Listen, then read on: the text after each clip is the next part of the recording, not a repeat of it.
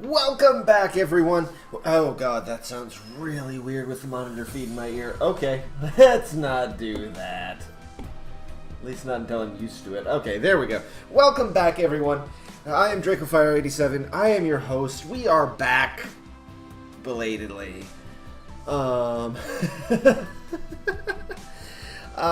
We are kind of finally back. I unfortunately had to do a lot of traveling earlier this week, and by the time I got home, I wasn't even in the state. On Monday, I was in Dallas, and then when I got home on Wednesday, it was like 8, and I still had to get food. And Pup Hunter, welcome! Yay! Good to have you back. And so I was just no. I love y'all. I love this stream, but there are just some things that's not. It would have been awful. And so we are back with more Shadowrun returns. I am going to be taking it very easy today. I am still extremely tired. I worked today after all this stuff, after being in the car for 8 hours, 8.5 hours on Wednesday, and was catching up all of today. I am not fully caught up from today. I am sore from all the walking I did. I'm a mess tonight, guys. I am just a total mess, but I have frothy apple juice, and we're gonna have some fun. Might not be the longest stream in the world tonight. We'll see how I feel. We stayed in a brand new hotel, which was nice, but you could still smell all the construction and the glues and stuff like that, so my allergies were going crazy for the entire 3 days.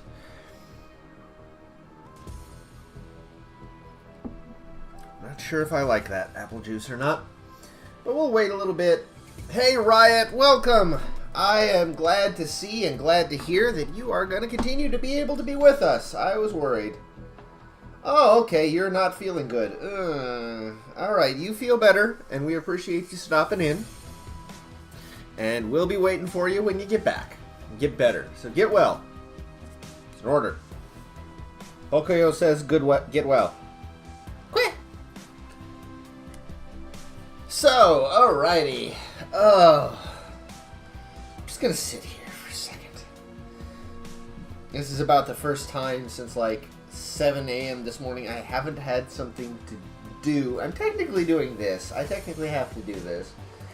I had to run around. Confusion, I know. My dad used to build and renovate hotels for a living. I understand. Just a Guy 2 is now hosting. Thank you, Just a Guy. Welcome, thank you so much. Appreciate it. We will get started then, so as not to waste y'all's time. For those who don't know, we are playing Shadowrun Returns. It is a really fun, turn-based, isometric, cyberpunk, magical cyberpunk RPG. And it's gonna be a good time. We are in the process. We've done some initial stuff, and now we are continuing our investigation into the murder of our old friend, who hired us from beyond the grave with a dead man's switch, and that's what this module is called. It's called Dead Man's Switch. We're figuring out about his killer, the serial killer, the Emerald City Ripper, and we're putting together a team, actually, when we get kind of into this, to go and sneak into a crime scene, really, actually. And from there, we will have an ally of ours speak with the spirit of a dead man to try to figure out who killed him. Sonata, welcome! We're just getting started. Looking for trouble. Shannon's plan is the best lead you've got to find out more about the Ripper, but getting back into the warehouse is going to require some support in case the dreck hits the fan. The Seamstresses Union will have exactly what you need, a fixer. Finding this necessary middleman and deal broker is key to most plans involving Shadowrunners. A good fixer is worth the new yen. It's their job to have the contacts and know who's good at what. They'll put together the team you need. Magical support, skilled street samurai for muscle, or a Nova Hot Decker for matrix work. Running the Shadows is a life and death gamble. It pays to hire the best Shadowrunners you can. Yeah, unfortunately, I'm kind of broke and kind of cheap. So I might just be going with my friends who are cheaper.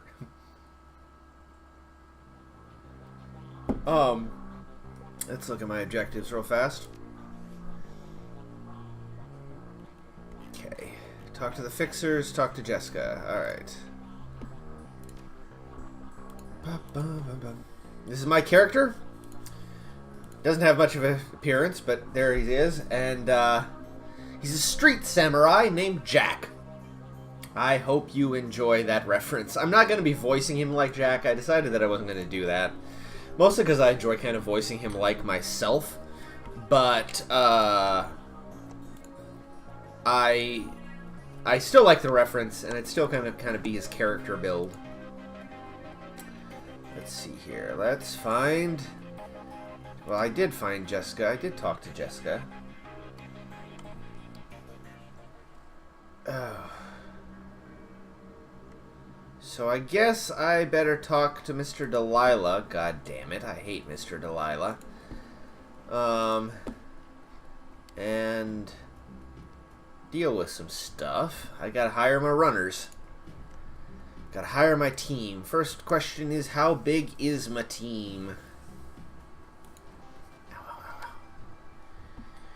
You ready to do business now? I can have that runner crew on site as soon as I've got the new yen. Yeah, I'm ready to go. Let's see him.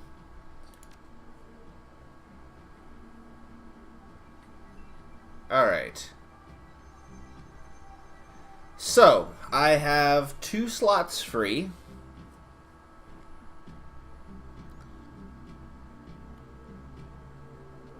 Let's see here. So, I don't have my friends right now. Okay, so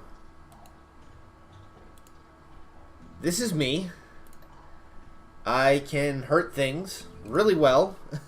That's basically all I'm good at. Is I talk a little bit. I talk kind of well, but mostly I hit things. Confusion actually was really interesting. While I was in Dallas, I went to the half-price books that they've got there. I've never been to a half-price books before. I really like it. Oh my god, I bought so much stuff and it only cost me 20 bucks. Love it. Including, I actually found a copy of Neuromancer by William Gibson, because we're playing this, and now I want to read Neuromancer again, because that's the archetypical cyberpunk. And they had, behind the counter, a 5th edition, which is the newest edition, Shadowrun core book for $260. 260 frickin' bucks. Damien, welcome. And I kind of asked him about it because I knew it was the most recent edition, and he's like, "Oh, we actually price it below like market price." And, we actually price it below what they should, a little bit below what they should go. And I'm going out on eBay as we hit the highway, and I'm seeing copies for 50, 60. So I don't know what those people were smoking. Like, 260 bucks for, it was in great condition. It was pristine, but it was a 5th edition core book. Now, if you want to sell me a pristine 1st edition core book for $260, I think that's a reasonable price, because Shadowrun's a great game, and it's been out of print for 1st edition's been out of print for 15 years. But don't tell me that's worth $260 fucking dollars. Come on. Alright. So we've got a samurai. We've got muscle, and we've got let's see, she's got a couple of fetishes.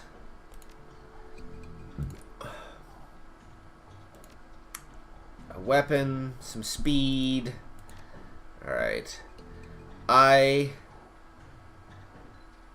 definitely need a decker. I abso-fucking-lutely need a decker. And... yeah. Let's see here.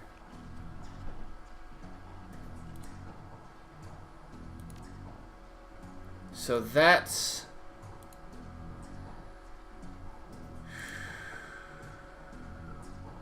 okay. He's got a basic deck, but he's a lot more combat capable, it looks like. Yeah, 5 strength with 5 intelligence.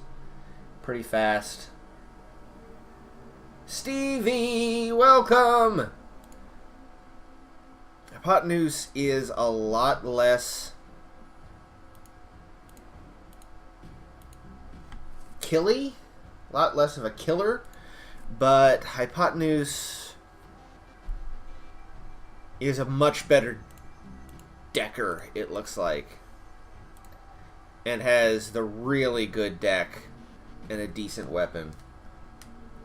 So we're gonna slot in Hypotenuse. You know, I don't think we need more melee, folks. Like, I really don't. But an adept, ooh, if I could get like...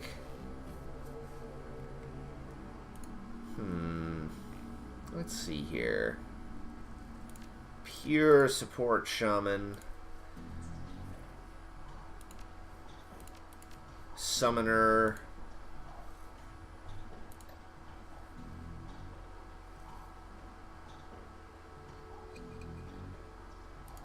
Okay, so this samurai is going to be mostly range. Hager, welcome!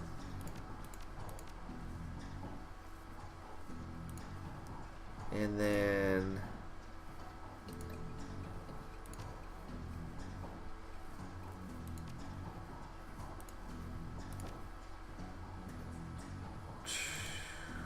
probably your better rigger.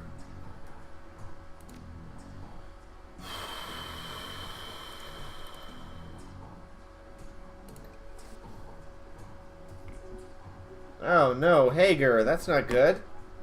Everybody else can hear me though, right? Like... yeah, I'm not in a tank top.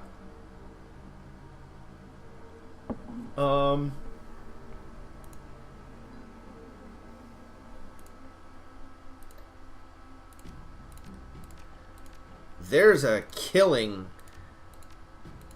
ooh, healer mage, because our mage can't heal. I'm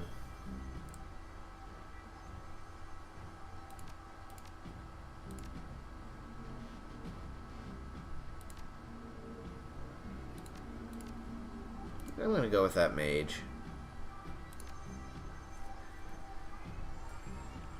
That should do.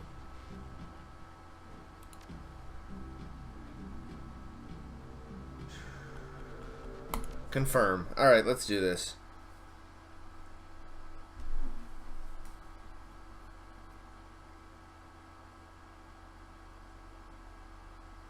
Just answering a message or two while this loads. Return to the docks. You return to the docks to meet Shannon Halfsky. Although the Ripper's latest victim was her brother, Shannon appears cool and professional, a consummate runner by birth, if not by trade. She'll get the job done, and hopefully one of the hearth spirits in this place can point you towards the Ripper. Dealing with spirits can be a tricky business, but when they deliver, it's pure platinum. One doesn't have to be an Amerindian shaman to summon and control spirits. Anyone with magic talent can do it. But Shannon seems to have a particular connection to the spirit world. As you approach the gate, you know something's not right. The docks, already strange and uncomfortable at night, trigger the need for caution. Then you see it. The guards are missing, and the gate's been smashed in.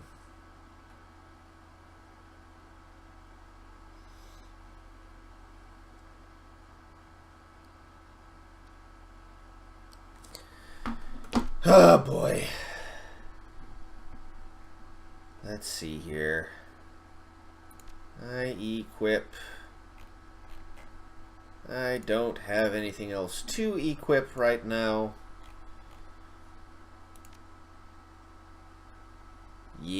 I think I'm gonna go with this. All right, cool.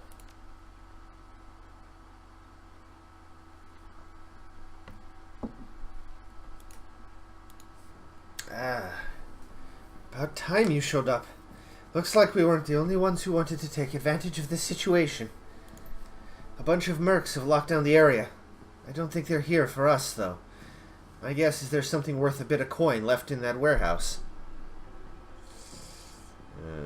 Any chance we can sneak past? Probably not. They've been doing regular patrols around the perimeter, and the front door looks like it's locked. Ugh.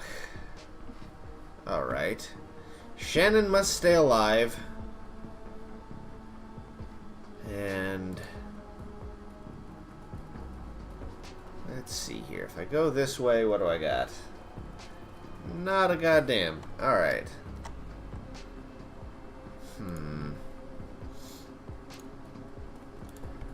Let's do this. You there! This block is off limits. We've got a gas leak on the docks here. No loitering. This guy doesn't look like one of the hired mercenaries. That's why, Stevie, it's one of the reasons why I'm trying not to reuse too many Pyre accents, to be quite honest. Hey, are you even listening? Get out of here. I'm not here for you, just let me through. Guy, I didn't want to have to do this.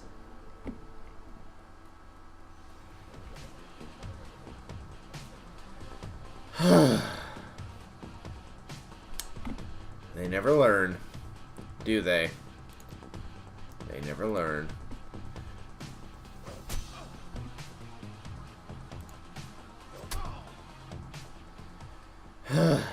Poor kid.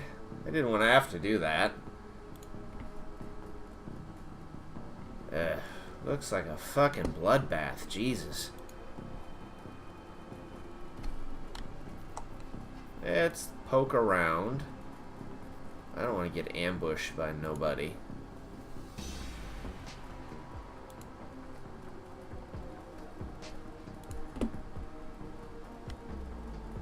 Alright, nothing there.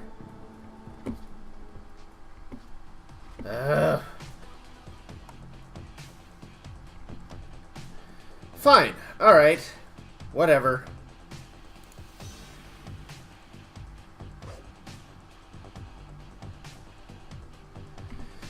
Alright.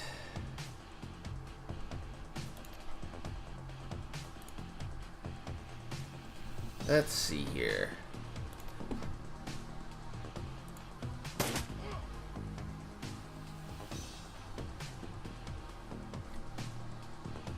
And we'll drop you over there.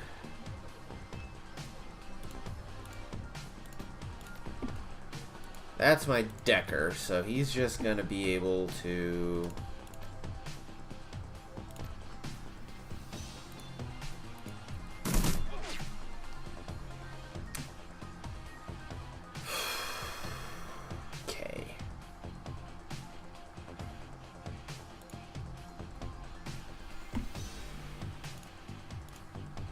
He's my mage.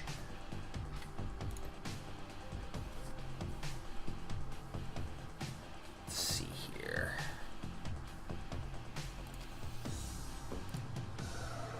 Up the armor.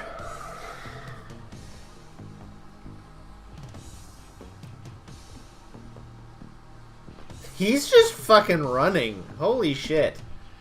Fine.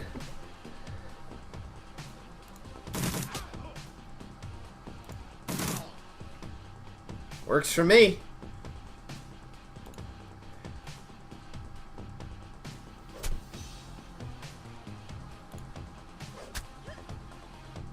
Nice. AP drain. Move her up. Cooldown skill is locked, so we're just gonna have her shoot. Alright.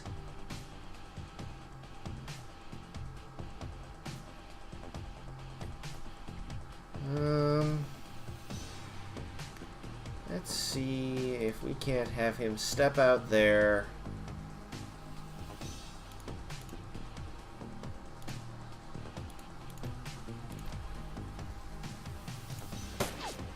Damn. Alright, that didn't work. That's going to be an action on her part. Okay. Let's see here. Gallow Glass. Keep him healed.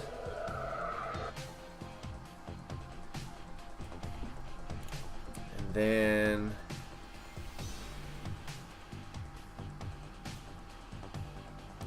armor.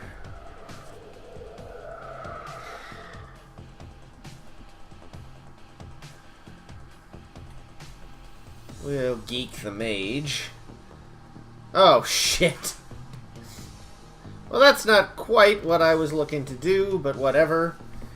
Let's just have my Decker reload.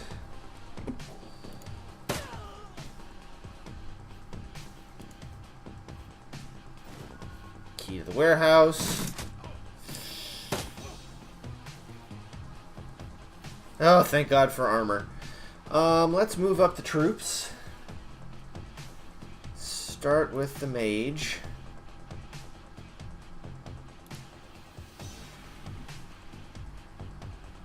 Let's see here. That's 2 rounds. Doesn't have the 2 AP to cast that.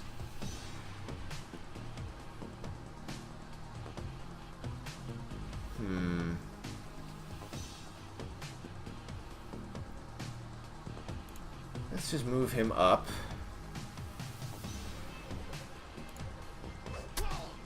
Sheesh! God, I'm such a beast.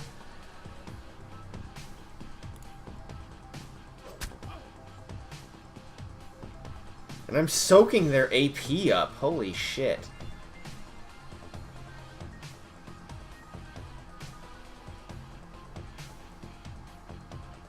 I can't afford to have her fall over.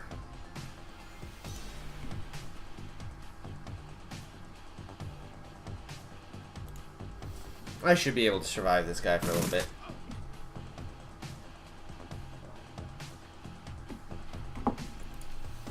Always bring the healer mage, man.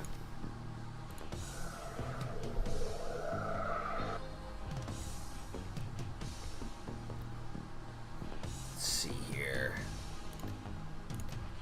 That's still kind of shitty.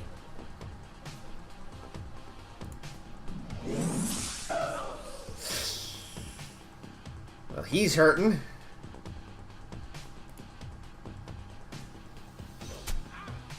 Come on.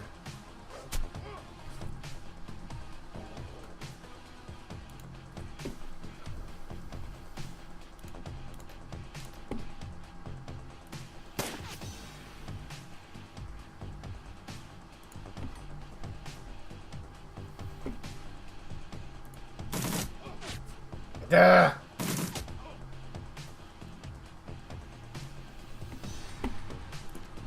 Does not cost me a damn thing to keep topped off with the healing. Except for the fact that's not what I wanted. Oh, never mind. Listen, you put a good buffer behind a good melee guy and you just kill shit. Like, as soon as the last merc hits the ground, the docks become eerily silent.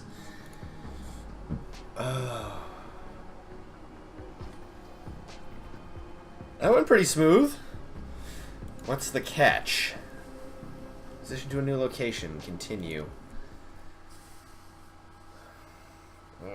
Something hurts. Ow. Spirit talk. You head inside the darkened warehouse with Shannon. Her eyes have that far-off gaze associated with looking into the astral plane.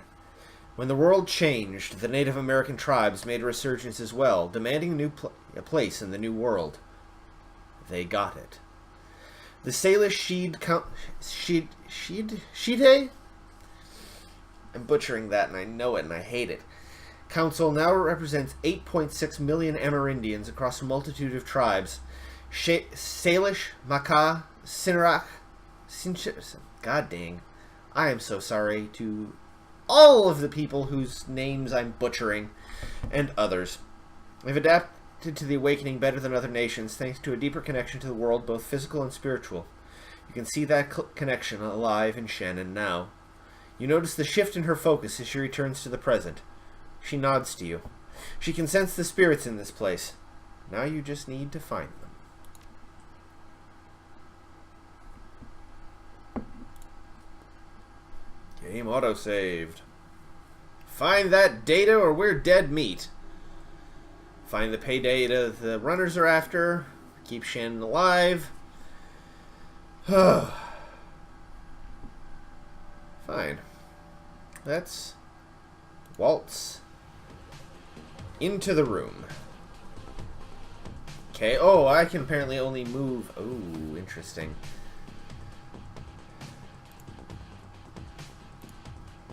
Fine. We'll just get everybody under cover.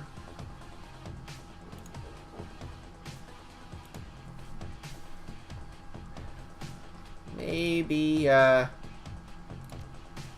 armor me.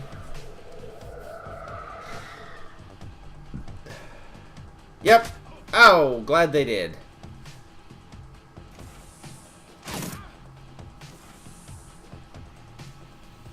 Let's see here.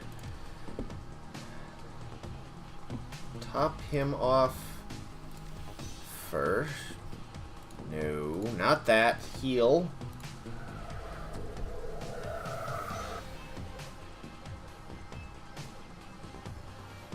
Ooh. Oh, I don't have it to cast. Okay. Yeah, buff the tank, why don't you?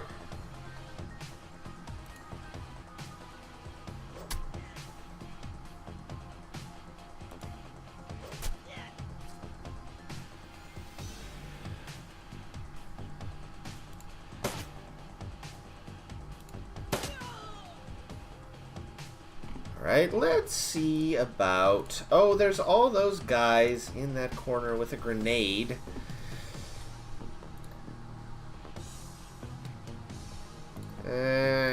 Boy.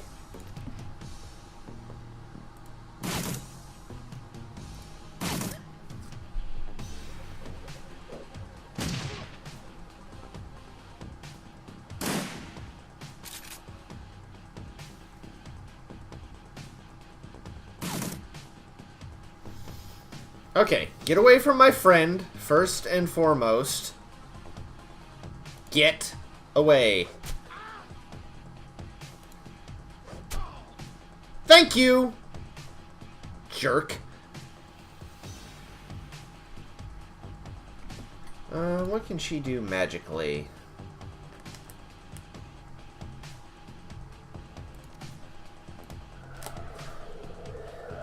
Yeah, go ahead.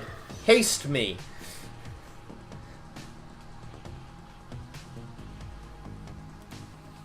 Gonna get undercover here for a second.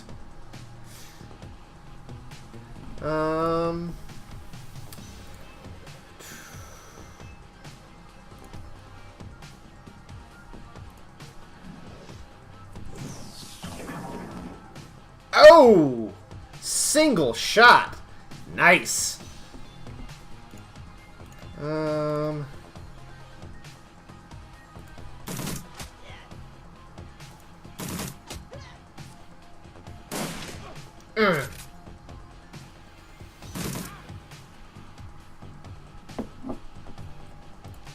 Alright, we'll have him bolster his own H.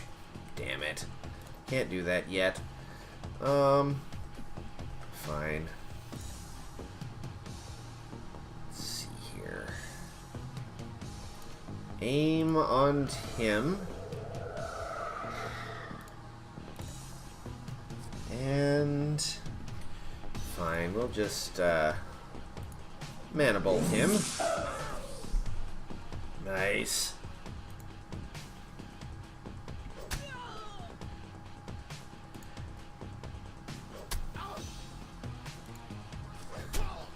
God, I am like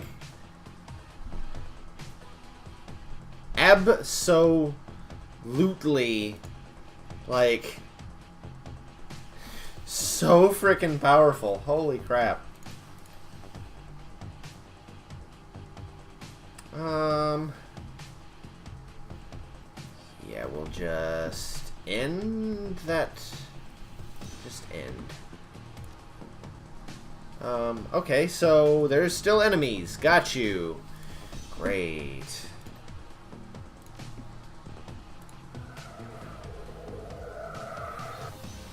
That's good. That topped him off.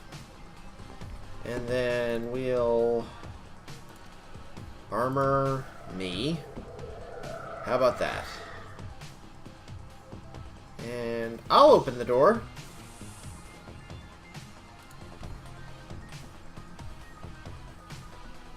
Okay.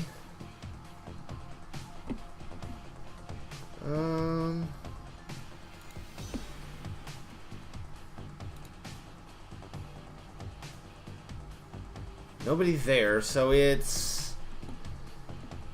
Okay. Start moving them into position.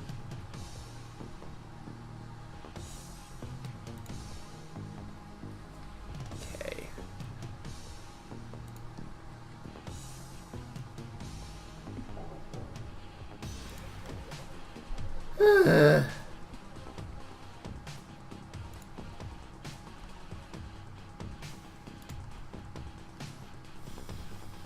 Pretty good music, too.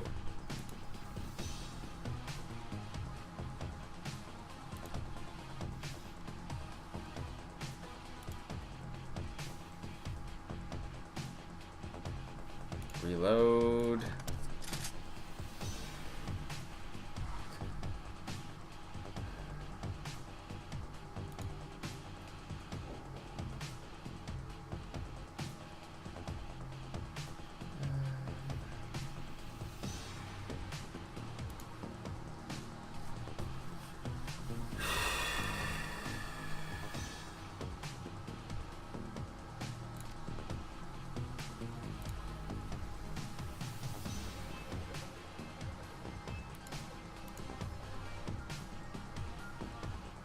Yeah.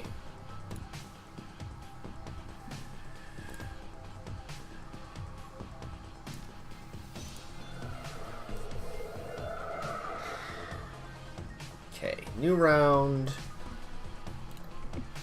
Haste on Jack.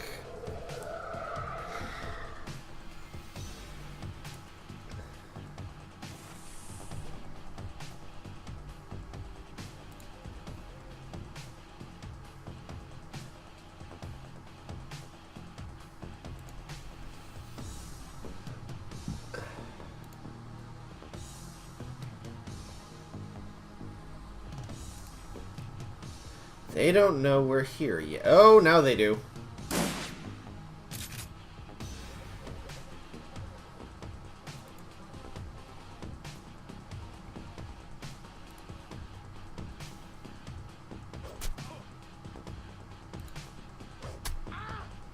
Oh, jeez. He is so very nearly almost dead already. Oh, and he's out of HP, so he can't do anything. So I can safely move up.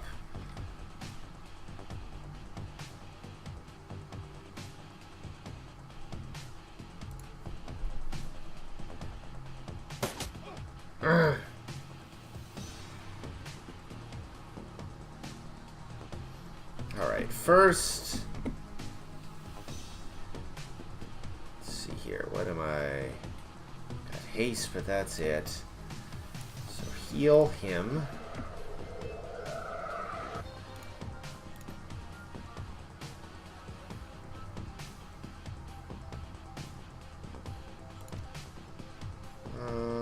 Don't have the AP for that. Armor...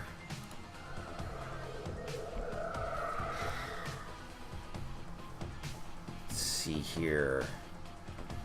Let's see if he can take this guy out. There we go. And then I will smack the crap out of that adept. Oh shit! Like, smack the crap out of is an understatement. Holy shit.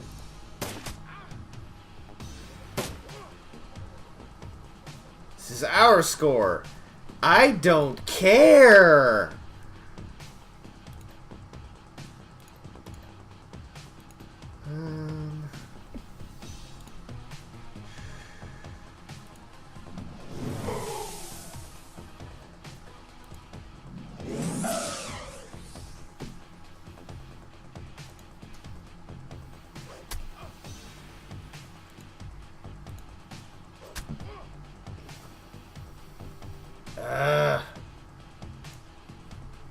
Just die already.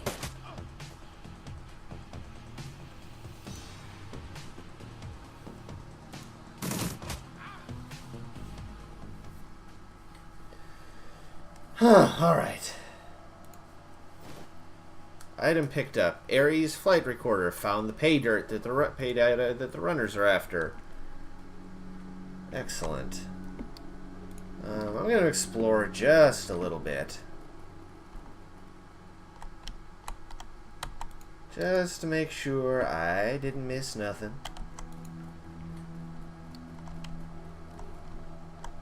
So yeah, it is very tactical and I like it. Like, I like that you just can't shoot. You got to worry about cover and range. And this was pretty easy, to be quite honest, but let's see, make sure cruise. Summon the spirit. Alright. Holy shit, that looks fascinating. Okay. Whew. The air grows cold, and the spirits of dead children coalesce from the vapor of your breath. Their cherubic faces are burned. Their lips quiver as if they are about to cry, but their eyes are round and vacant, and they glare at you now, unblinking. We are the innocents who've perished in the flames, choking on smoke, as we fell from the sky, crying for our mothers. You bring anchors to your world, which was once home to us, and we will use them to testify. Yeah. Creep-tastic. Show the first magical fetish to the spirits. We no longer see the world of flesh, Seeker. Only the essence and auras of living things. Words, though. Words may echo through the veil, and sometimes we may hear them. Last night, this place was filled with a scream that went on and on, drawing us to it. It was a man crying out for a witness as he died. And so we came to bear witness, but fled in terror before the malevolent spirit that profaned the man's remains. This spirit was other. It was not of this place. It had twisted its way through the veil and through the dark to come here. Okay, so this isn't just a murder. Holy shit, okay. Very well, alright, let's, okay. Show the second magical fetish to the spirits. When the other had gone and we returned to our vigil, we found two creatures of flesh. One you would call an elf, unsullied by technology and able to channel the energies of the cosmos. Yet his spirit was corrupted from within. He was dark and twisted, yet not like the other, so we did not flee. The second we knew to be a troll. Ribbons of his essence had been flayed from him, leaving cold machinery behind. His aura was the aura of one simple and confused. Between elf and troll lay the remains of the man whose sister now chanced to us for justice. The elf, his essence remains in this place. where the man died. Something has been left behind. A small part of him, perhaps. The spirits begin to fade, all but the one. Its eyes harden and take full measure of you, as if to commit everything about you to memory. No, we must not stay. With the spirits gone, the young shaman releases her hold on the magical tether connecting her to the other realm. She reels from the backlash, or perhaps from the emotional toll of knowing her brother's last moments. They saw him. They were with him when he died. You all right? She takes a series of controlled breaths, only shuddering with the first few. No. But I will be. I don't want that for him. Not what those poor souls have endured. My brother deserves to be free. He will be, once we find his killer. Yes, the elf and the troll. We have to find that piece of the elf the spirit spoke of. It's our best hope of stopping this. Yeesh. Just double checking. Nope, can't get over there. Alright, cool.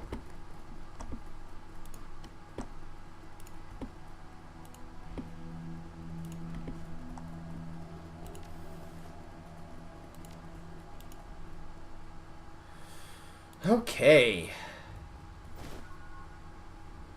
Karma gained 8. Nice. Blood. This is what the spirits wanted us to find. The piece of my brother's killer. It's not much, but it's enough. She scowls at it, looking every bit like she intends to reach through the small sample and dismember its owner from afar. Perhaps she can. Can you track him with that? I can, given enough time. But I'm still feeling quite drained. I'll need to rest before I can try anything so involved. When I am able, I'll commune with Bear, consult the spirits, and do what must be done. But in the meantime, you might take some portion of the sample to pursue a more conventional avenue of attack. I have some friends who might be able to help. Good. Let me know if you learn anything about this elf and troll pair. And should you find them, I want to be there when they are brought low. I want to see the light leave their eyes. For my brother. I'll see what I can do. Alright. And with that, we've completed our first run. Yeah, now let's go investigate, get paid a little bit, maybe level up. After hours, when you return to the Seamstresses Union in the early hours of the morning, it seems a completely different place. Bereft of the normal crowd that haunts it, the bar feels desolate, almost abandoned. It's eerie, like the back hallways of hotels and shopping malls. But you finally have a break in your case, a sample of the Ripper's blood. You just need to find someone to help you analyze it.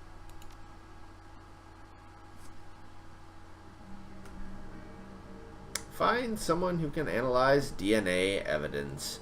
Without its colorful staff, cast of regulars, and posing tourists, the Union feels hollow. The front bar and lounge are deserted, except for a handful of janitors.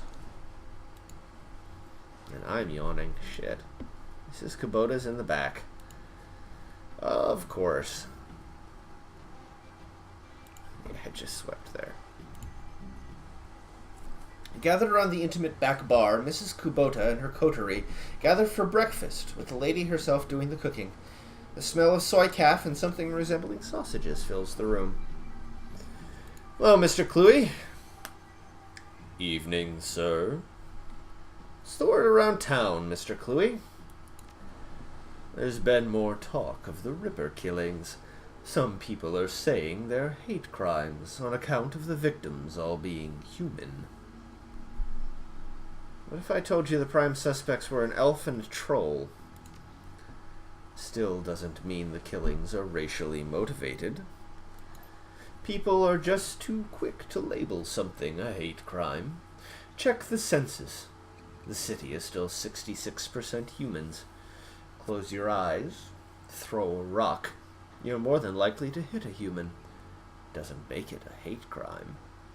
Still a crime, though, and that should be enough. This is the first real rise you've seen out of Mr. Cluey, but he reins himself in with a roll of his thick shoulders and a smoothing of his jacket. Don't worry. Not going to start throwing rocks. Wouldn't want to reinforce the stereotype. Ow. Ow, that's a burn. I'll leave you to your business, sir.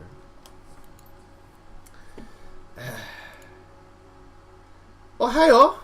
Would you like some? She stops. Forgive me, oh my, but you look like hell. Long night. She looks you over, noticing the signs of your nocturnal activities. She nods. Any run you can walk away from is a good run. I agree. Good to be back in one piece. It is good to have you back. I can tell you have been busy, and I can tell by the look on your face that there is something that you need. Is this about the Ripper? Yep. Found some DNA evidence and need some help analyzing it. That is excellent.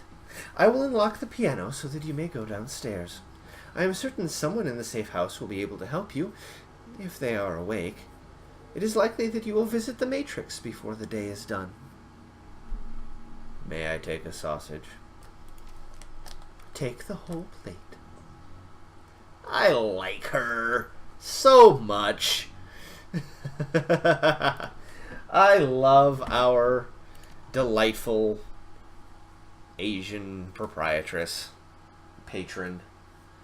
The digital world. You've been doing a lot of legwork on this job, but it's going to require a trip to cyberspace and back to ID the Ripper. The Matrix. The cybernetic analog of Inside the Grid, the worldwide computer network. A digital world. Information brought to life. Inside cyberspace, your avatar does all the work while your meat body's left behind. All your avatar are pathways to other nodes filled with data, IC, counter-intrusion programs, and other jacked-in runners. Cyberspace has as many dangers as the meat world, and more. Locked doors, security countermeasures, and black IC that can fry a Decker's brain. Every movement you make in the Matrix can be tracked, if you aren't careful. Get dump shocked out and your brain gets fuzzy for a bit. Get hit by an enemy Decker, and you can die. To be quite honest, Sonata, this predates Digimon by about a decade and a half.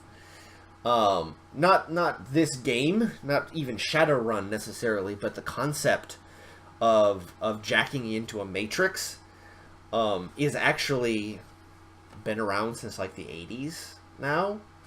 And it started basically with William Gibson, the author, and the book Neuromancer. He was the first one to really envision... Take the wind out of my sails, why don't you? Anyway.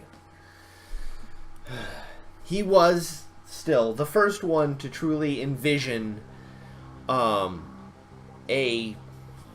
do I want to put it?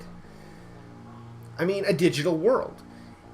Up till that point, you had mostly portrayals of of computers as tools, right? They were things that you sat somewhere in front of and typed, commands into, and they spit out data.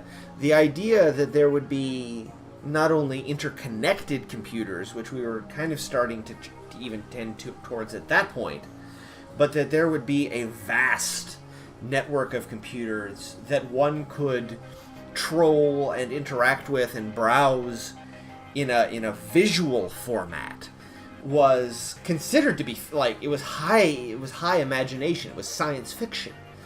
And we live in it now.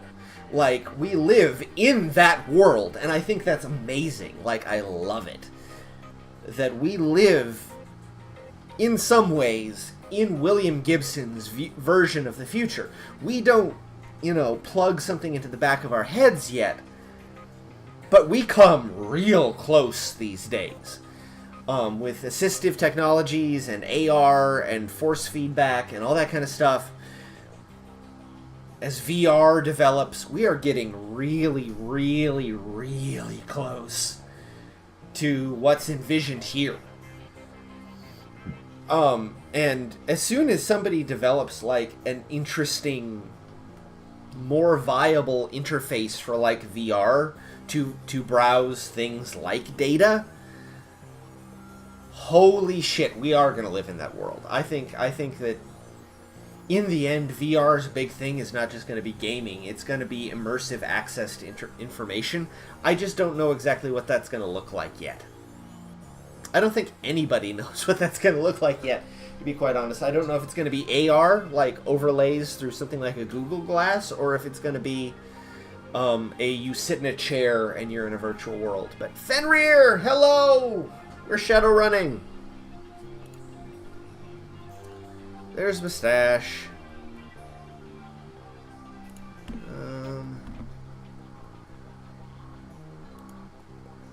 Van Grass. Was hoping to get some peace and quiet tonight. You got something for me? I've got a flight recorder.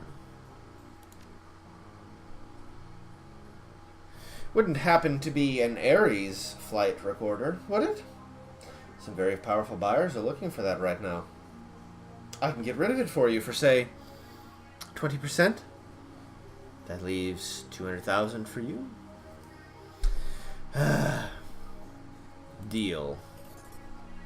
Well, that doesn't quite pay me back for the run, but okay. And Werepop, welcome! Before I do this, I'm actually going to level. I, holy fuck, have 18 karma. Yes! I'm going to level. Let's get all my combat skills up. That leaves me with 8.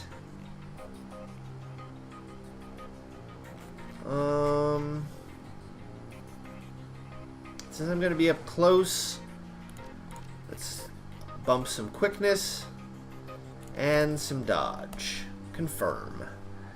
Cool. Spent all that. Since we spent that, I'm going to save.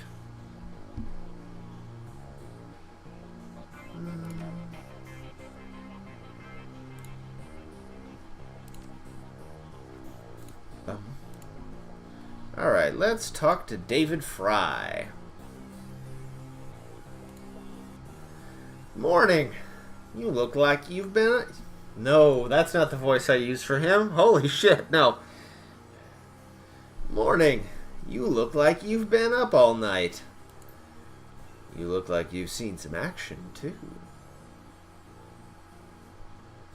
Suppose I could use a shower.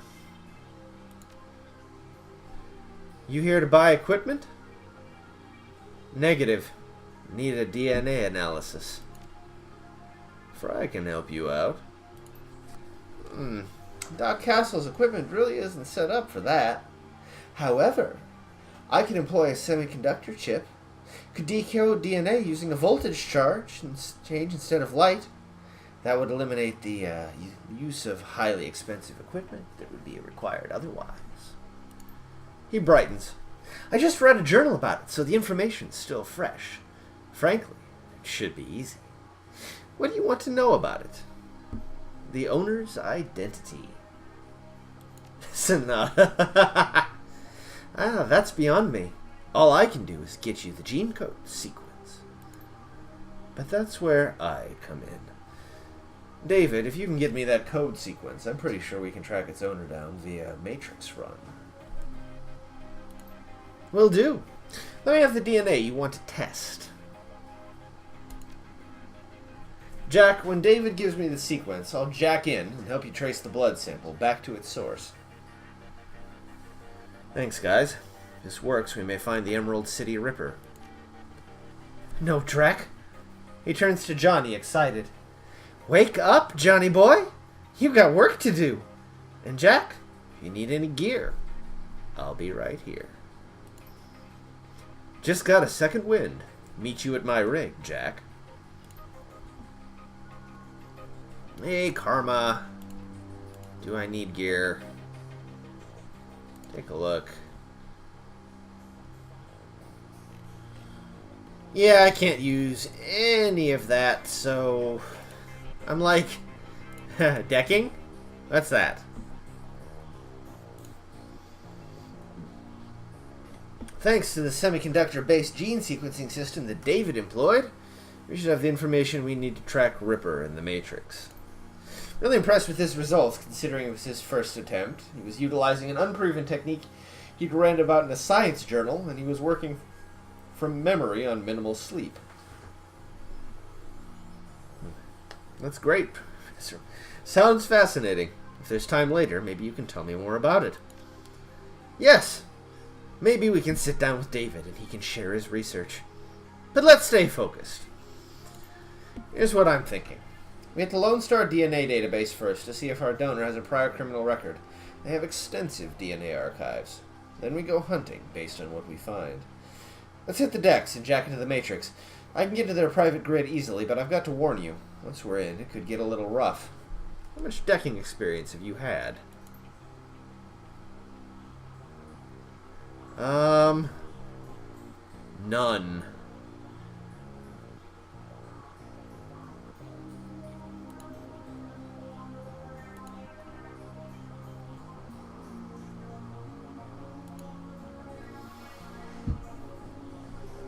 Yeah, none. But I'm getting the tutorial version, so... We're in. Your synapses light up as you connect your consciousness to the digital world. Although you aren't jacked in like Johnny, the sensation is overwhelming and electrifying. You can only imagine what it feels like for him. Interesting. That arch will take us to the next node. Alright. The data store ahead is defended by intrusion countermeasures. Oh, so it works just like the other version.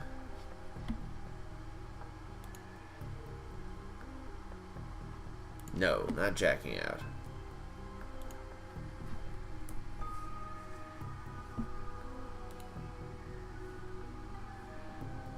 I don't know what that does.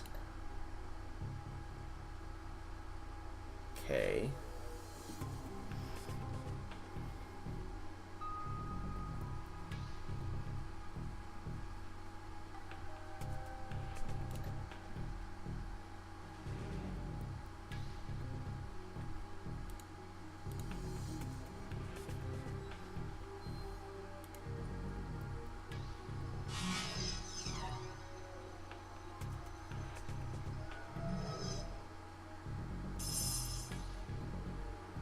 Okay, so probably shouldn't have done that.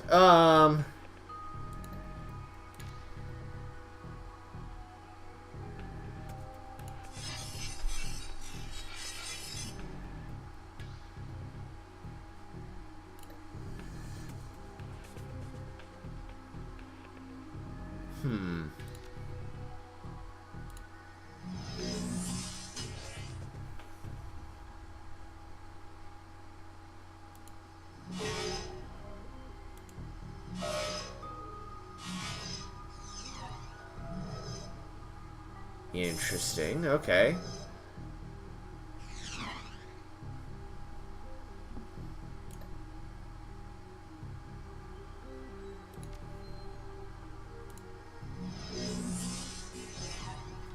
Bug. Bugger!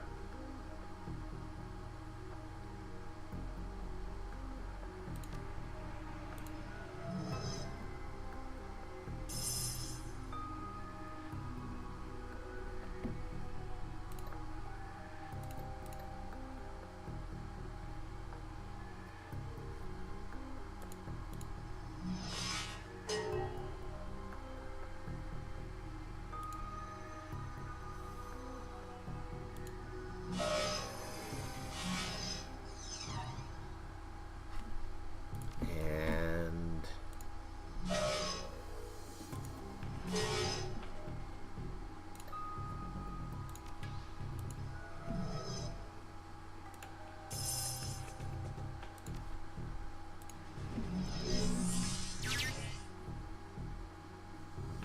Icy is down. Let's see if there's a match for the fingerprint. Alright.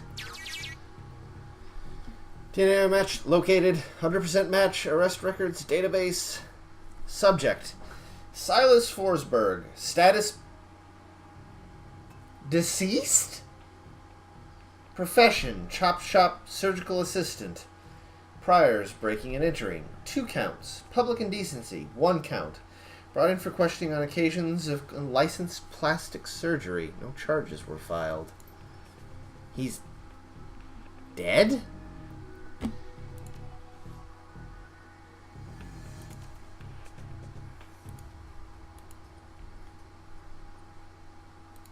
Okay.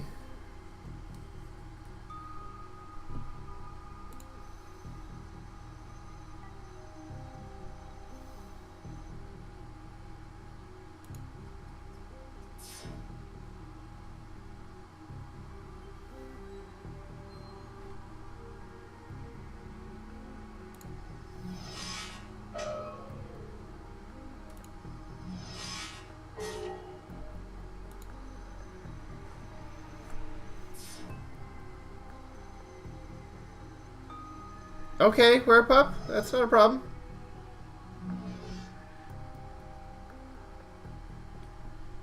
Let's see here.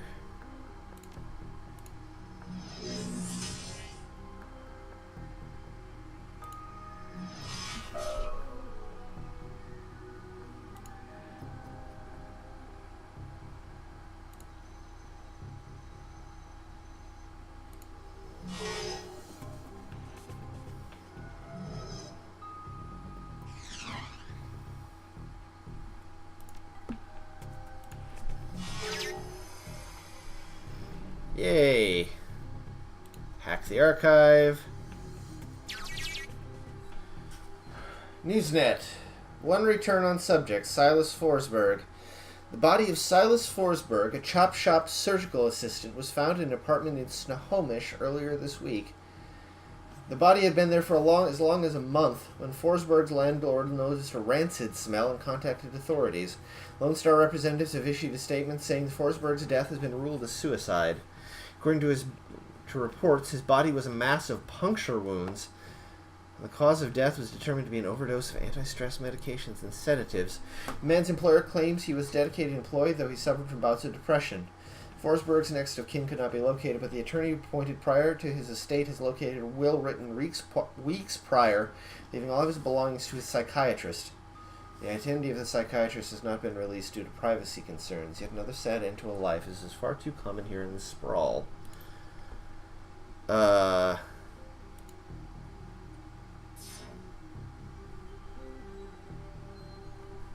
I want to explore this last bit.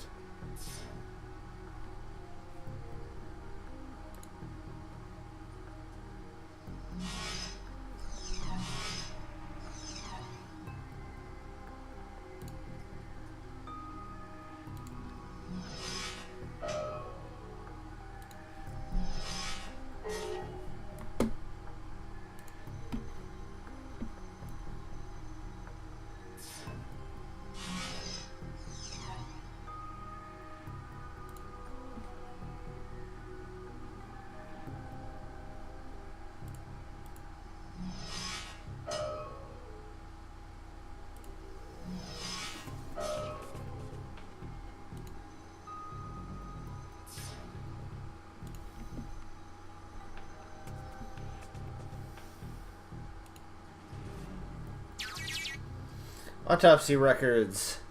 Subject, Silas Forsberg. Notes. Subject was found overdosed on half a dozen different sedatives. Several anti-anxiety medications were also found in his system. Face was mutilated, possibly self-inflicted. Identity could not be confirmed immediately due to the disfigurement. Had to check dental records to confirm. No next of kin. Large puncture wounds were found in several places on the body, possibly large-bore surgical needles. Body had been decomposing for several weeks before landlord noticed the smell and called the police when no one answered the door. This just keeps getting weirder, is right. Holy. Well, let's, regroup in meat space.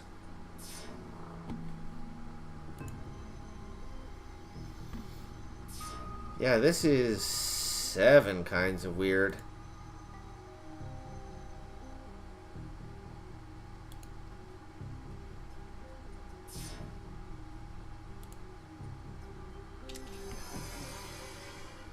So here's what we know.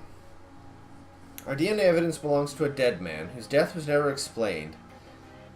He worked with chop shops, which fits with the living guy that you've met. The Newsnet says he left his estate to a psychiatrist. Maybe finding out who a psychiatrist was will give us our next clue. My guess is we can deck into the medical board's records and reverse trace to find this doctor. You in? Punch it, man.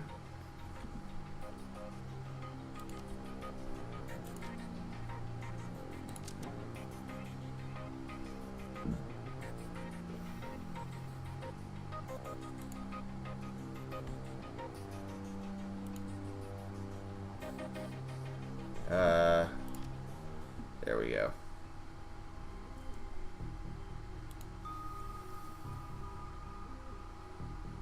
Alright, so, first off,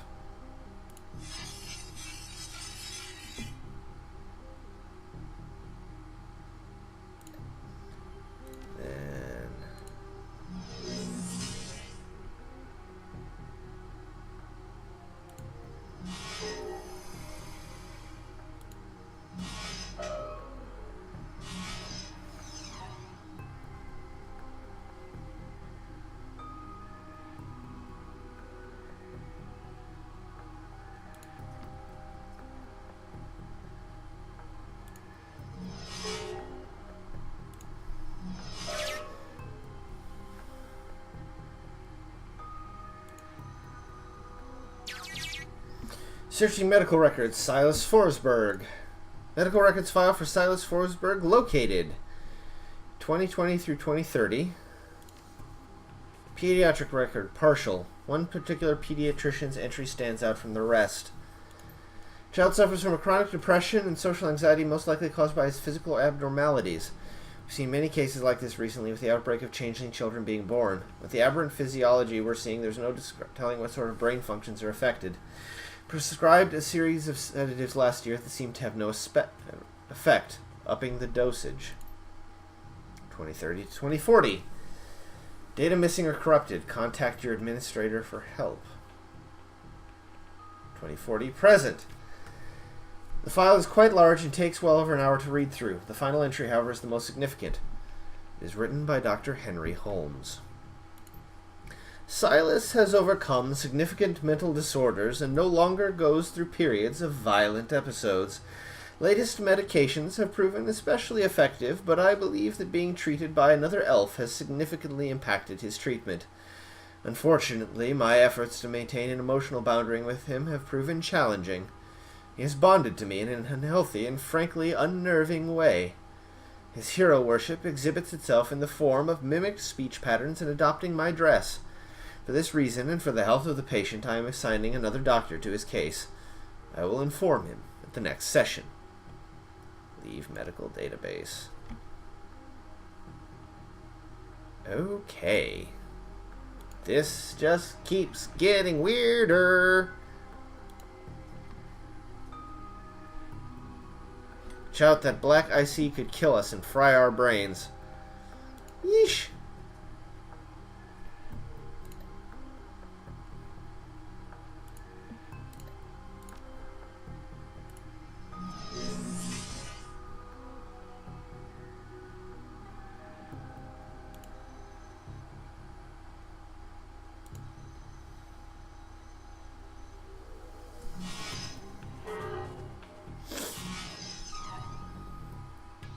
Host damage.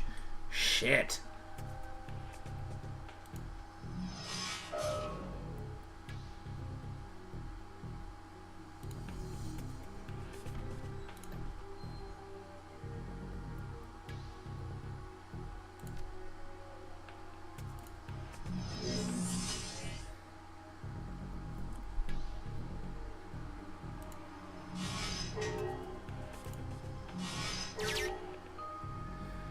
Whew.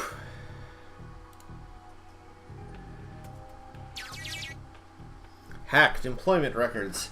Employment records located. Henry Hollings Holmes, Triple H, if you will.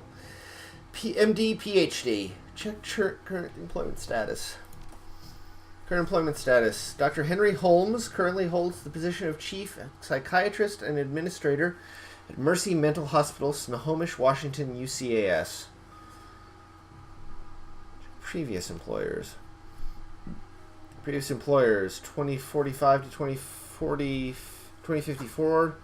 Psychiatrist in residence, Mercy Mental Hospital in Snohomish, Washington, UCAS. 2040 to 2045, attending psychiatrist, Mercy Mental Hospital in Snohomish. 2030 to 2040, private practice.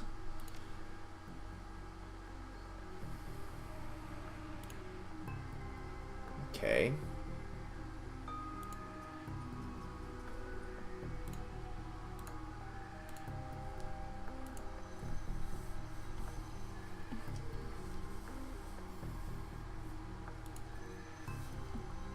Kind of don't like it. Well, I understand. You've got to get in and get out, apparently.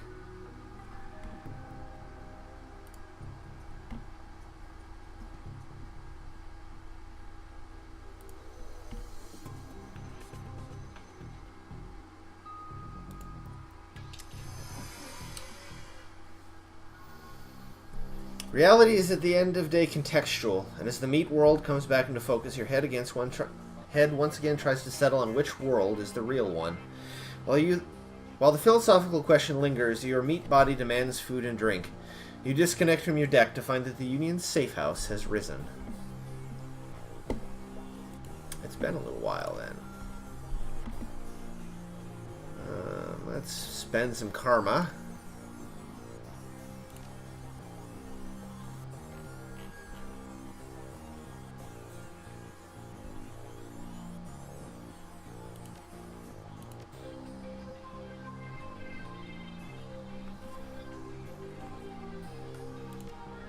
Let's see here.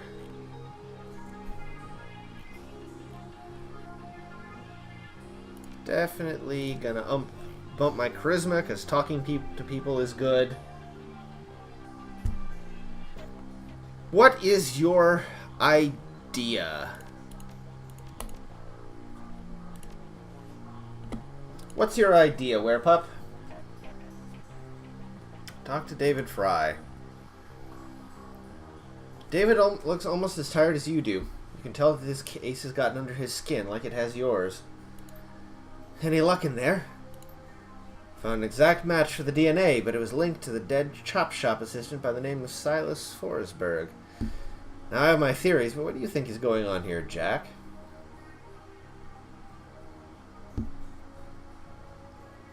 Face of the deceased was mutilated, yes. Silas faked his death. It's a distinct possibility. What was it that we saw in the autopsy report? Face was so mangled that they had to use dental records to identify it. Good catch. It matches up with something I've been seeing runners try. It's easy enough to find a body shop that'll make a replica set of teeth for you. Find some schlub off the street no one will miss, swap the teeth, and throw the heat off your trail for a while. Lucky I've never been that desperate. But why would he need to go to those lengths? Did the police have records of something linking him to a different crime? Had a prior for unlicensed plastic surgery.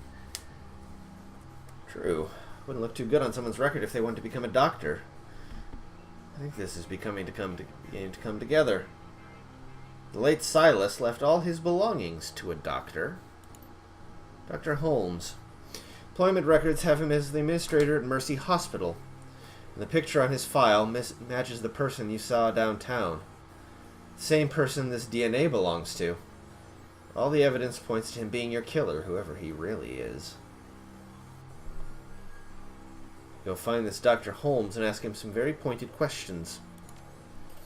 Please pay him my respects. I always find that high-caliber rounds get the message across. You should clearly hire some friends and go loaded for bear. I side-loaded a ton of valuable data from those Lone Star Matrix nodes. Here's your cut. Not coming? I think my part here is done. You might want to go sticking your hand into a hornet's nest, but I'm a little more wary of the jobs I take these days. Yay, I have money!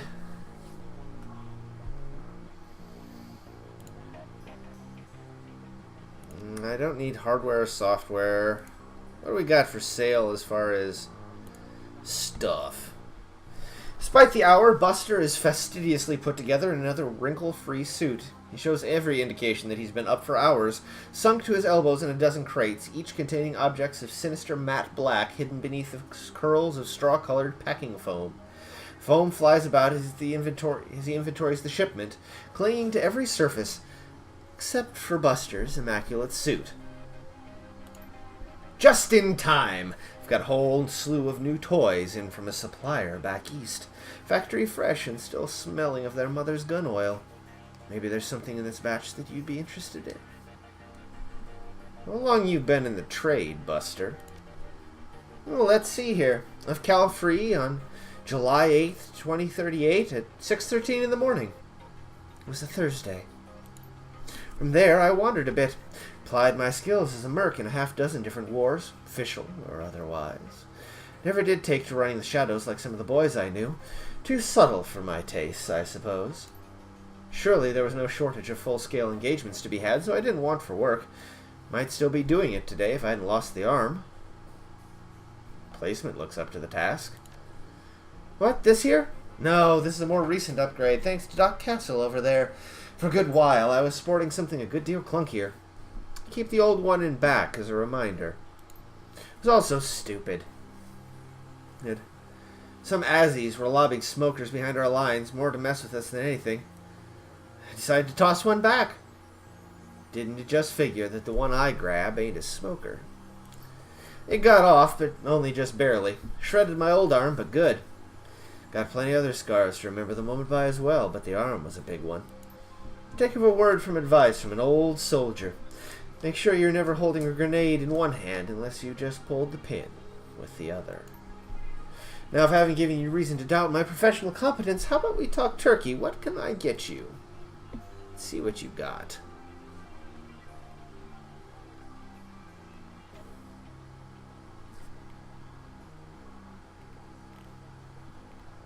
Come on. Ooh. Katana. Yes. Oh, but it's basically what I own already. Oh.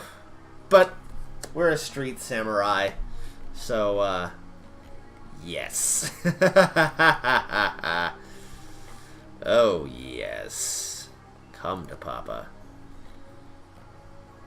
Weapons, drones, consumables.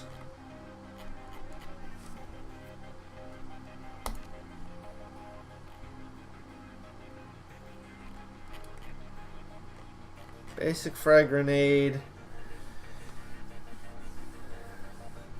I mean, I am a street samurai. Okay.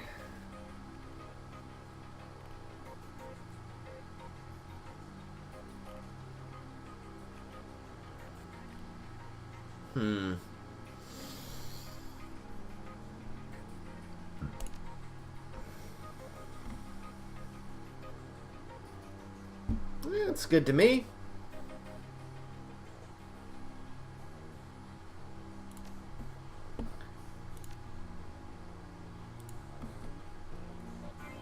Let's see what Mersman has.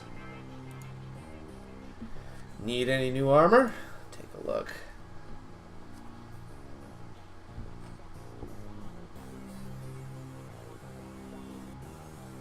Yes. Strength +1, HP +5. You damn bet you.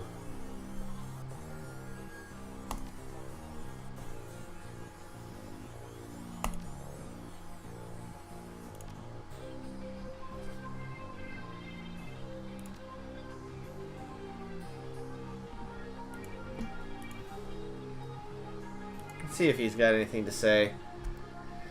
Algernon looks the same as always, so much that one may wonder if he ever takes time to eat or sleep. Perhaps his presence on this plane of existence is insubstantial enough that he just isn't subject to such base needs. Or perhaps he just does these things when no one is looking. Dark clouds surround you, my friend, but perhaps there is something I could provide that would help you with whatever weighs so heavily on you. What's new in the world of magic, Algernon? The spirits are stirring. Something has upset the natural order. There is something new. Different. There's something new every day. What is it this time? Would that I knew. The spirits speak in riddles. They leave me with more questions than answers. But there is something else out there. Something not born of life, as other spirits are. Shaking his head, Algernon opens his clasped hands to you as if begging forgiveness. Too often this world leaves us confounded. I pray I have not left you in such a state with my idle musings. Please, can I be of service to you today? Nope! You don't do what I do, unfortunately.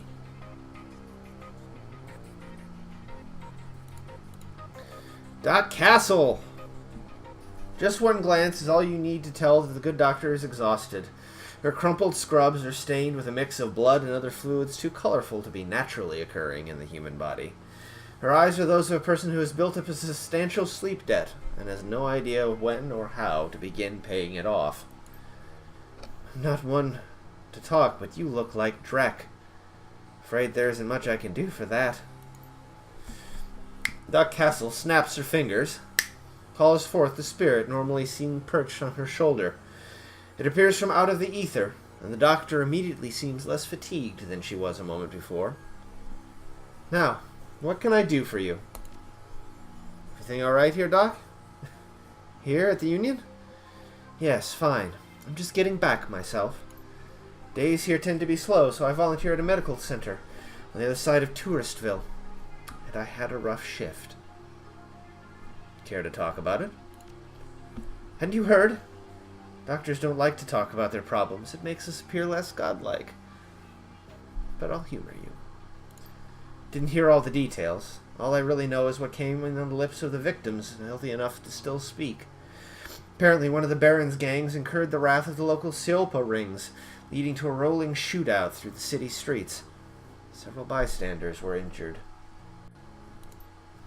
The real mess didn't begin until the party crashed into the yard of an old industrial plant out on Union Hill Road. They woke some sort of toxic spirit, which then began running amok and causing easily as much damage as the initial battle. We were left to pick up the pieces, of course. Enough about my troubles. Let's hear about yours. Tell me what ails you.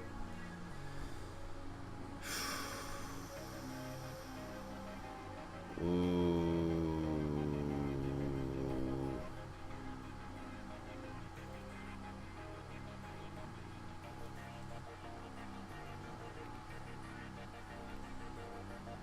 Nice.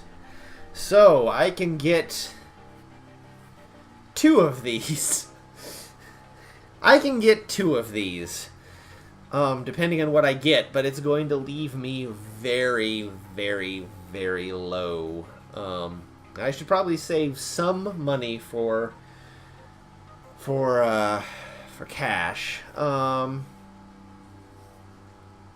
hiring runners, rather. Armor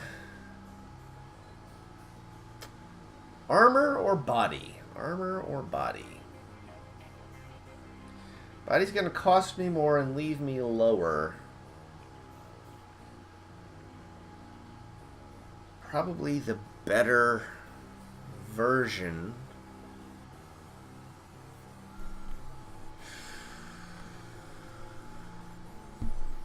Yeah.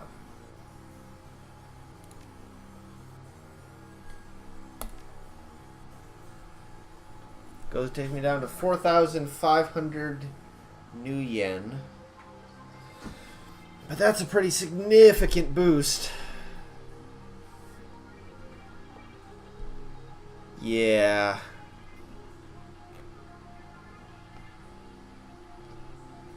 Yeah, okay.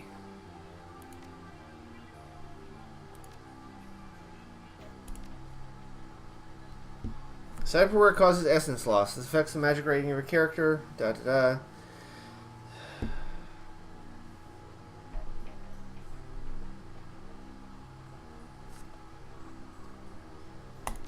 I'm not a caster. I don't care. Alright. Oh, here's Jackass. If you're looking for runners again, I'm your guy. Discreet service only. Yep, here we go. Need to hire a crew. Alright. Ugh, they got more expensive. Bugger.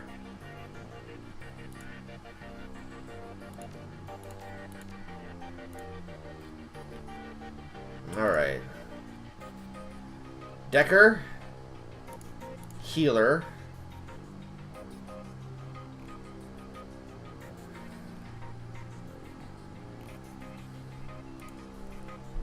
Ooh, she got better. Yeah. Let's bring Shannon along. That'll save me some money.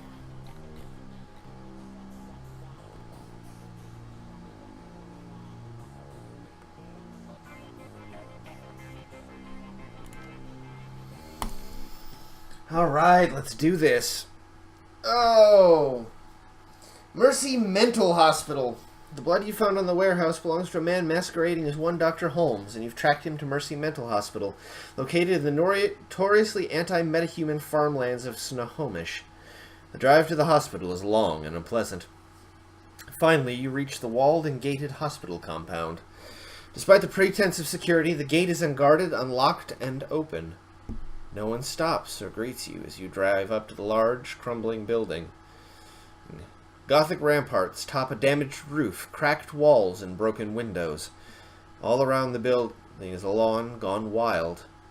Only the artificial light from within speaks of inhabitants. You walk up the hospital steps to confront Sam Watt's killer and bring an end to the Emerald City Ripper. Oh. Just so you know, I'm going to take a little bit time to stretch because, ow, I hurt. Well, nobody here is new. Do we have any new viewers? Hello, new viewers. Do we have any new viewers?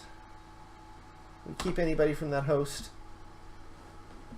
It's all regulars. So I'm not gonna make announcements about, hey, follow the Twitter feed or Facebook page, because y'all already do. Y'all already know me. So, only, it's getting close to our 24-hour stream. It's getting real close. Alright. Yeah, this looks good. Game auto-saved.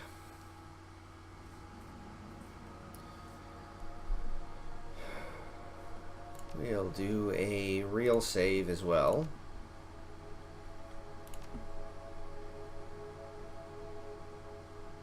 Receptionist.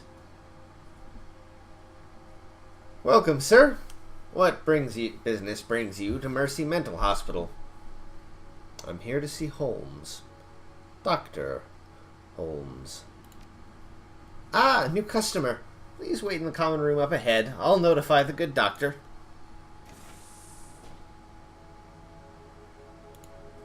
Be with you in a moment.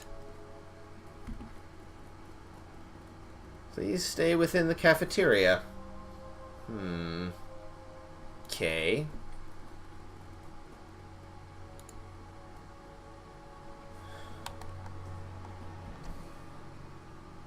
Hey, hypotenuse.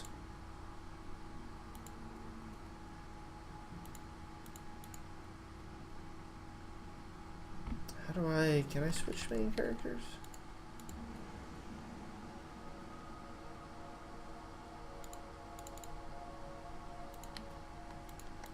Okay, I can't really do anything with it, so. It's an automated medication dispensary. It doesn't recognize you, so nothing happens.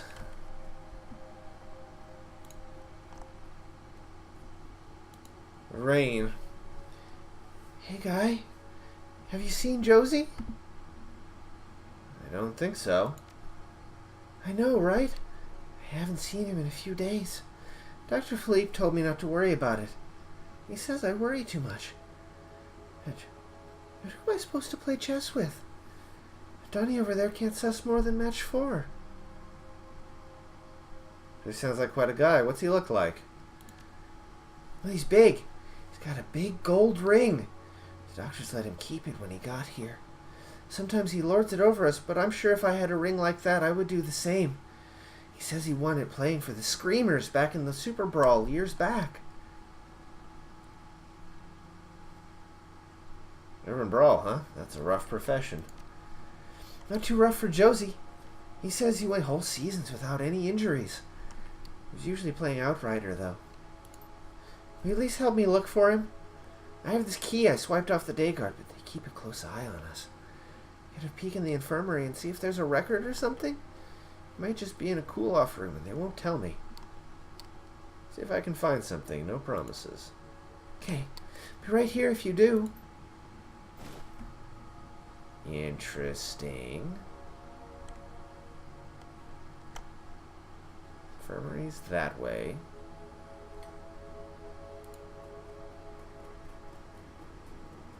Clock stopped. Probably displaying a time from 40 years ago. Hello, stranger. You look new here. Are you new here? Jack, who are you? Name's Donnie. That's my name. Donnie. D-O-N-N-Y. I knew I didn't recognize you. I know everybody in this place. Everybody on the first 2 floors. Anyone I should look out for? Donnie? No, not on this floor. Only us calm ones are allowed up in the cafeteria. If you're violent, you have to eat in your room. Looking for Dr. Holmes. Donnie's face blanches. I don't think you want that. Not really. What's that supposed to mean? Around here, if you don't want to attract the attention of the doctor, you stay quiet. Life is much easier. Much easier. Doing a health and safety check for the corporate office. You don't want to talk to me. I don't work here. I'm not crazy enough for that. I should go.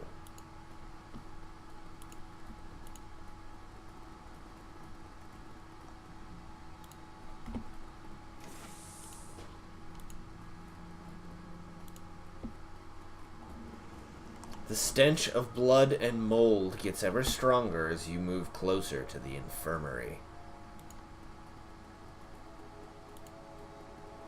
Holy shit. The patient information for Josiah C. Dawson is open on the cyber terminal. Read the medical history. This is getting fucking creepy, guys. By the way. Name, Josiah C. Dawson. Date of birth, 7/18/2015. Height, 1.9 meters. Weight, 95 kilograms. Occupation, retired. Allergies, none. Medications, alprazolam, rebexetine. Reason for stay, post-traumatic stress disorder. Status, deceased. Read the attached medical history. Attached notes. Patient had undocumented cyberware in the left arm, as well as multiple pieces of shrapnel in various locations. Complications would likely arise if transplanted to another host. The rest of the body is in excellent condition and can be used to improve other subjects, as well as fulfill some custom requests.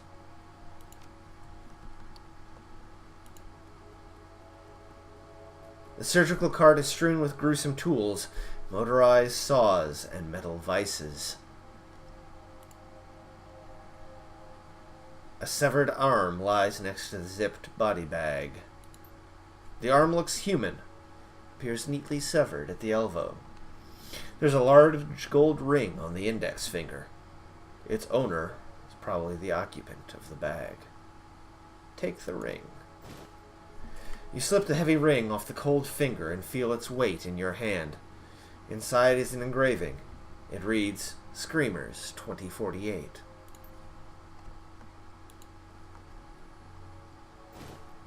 You find an unlabeled Trivid disc. No way of playing back the disc at this time.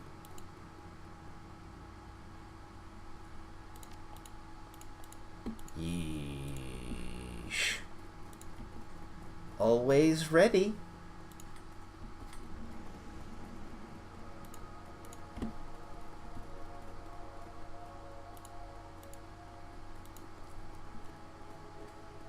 So? Did you see anything? I'm not sure how to put this. Tell me what... Tell me, did he get released? Give Lorraine the ring. Maybe you should have this. You mean he... Oh, God. Well, thanks for your help. The noise of a scratchy PA system blasts through the room. Attention! Jack, please report to the North Hall to meet with the administrator. Yeah. I'm gonna meet with the administrator. I'm gonna meet with him real good.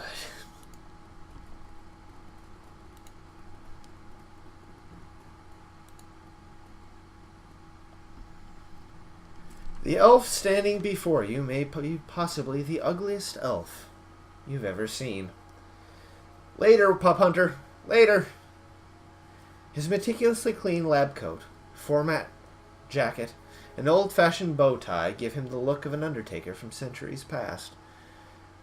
As you approach the window, he locks eyes with you, smiling a thin, unnerving smile. Good day to you. How can I help you? Dr. Holmes, I presume. You're a hard man to reach, especially considering you're dead. I'm sorry. Who's dead? He acts genuinely confused, but he can't seem to drop the smile from his lips.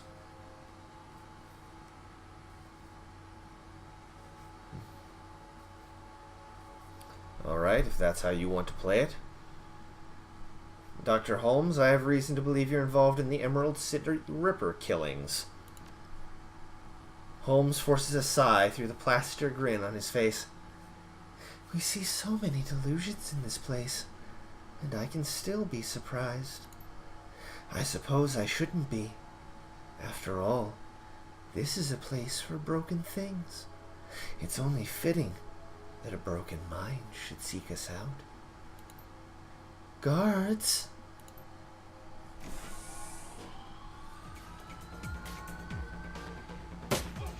On the ground, now! Listen, you son of a bitch.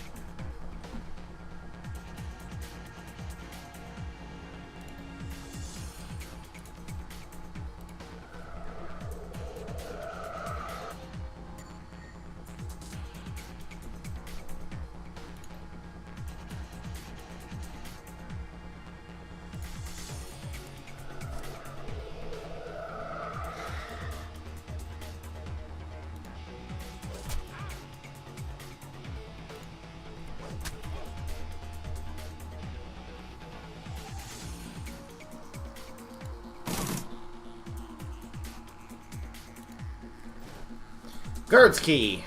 Good.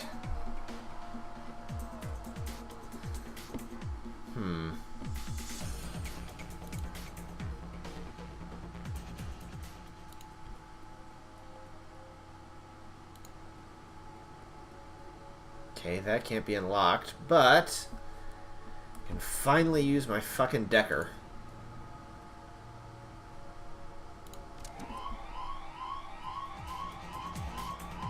Well, that didn't work.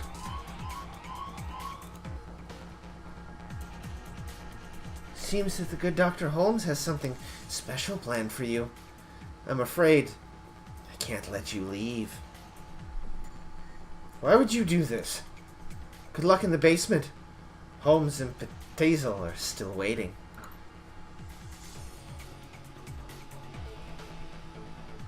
Ugh.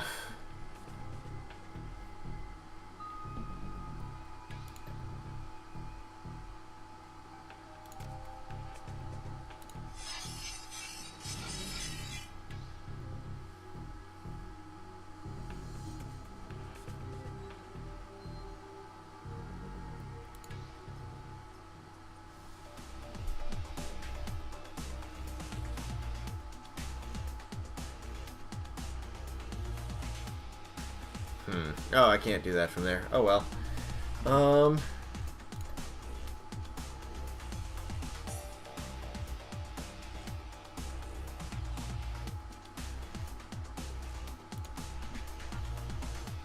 Meh.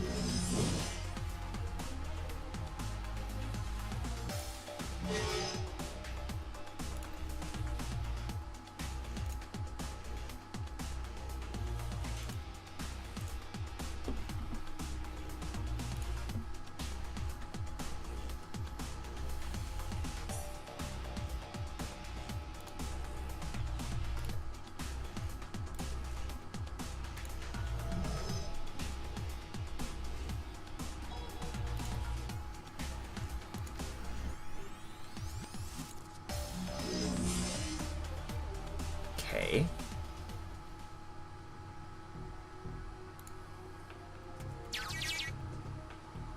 Hacked. Bathroom door lock.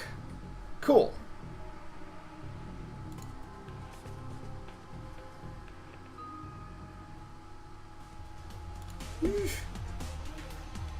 This might be a little bloody.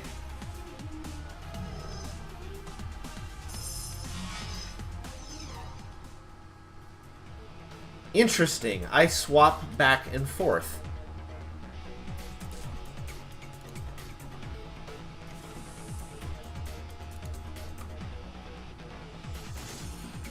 Machete concussion grenade. Let's see if I can sneak in the back way.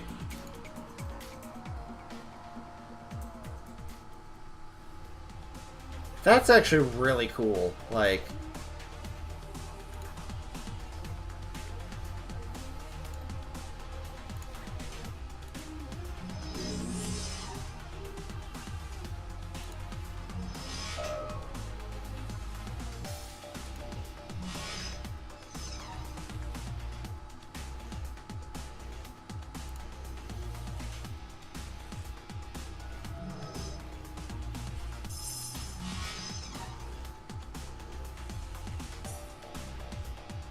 okay.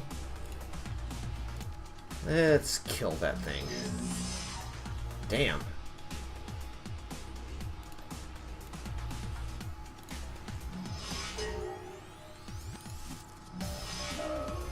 Oh, never mind. Yeah, it is getting a little late for you guys, isn't it?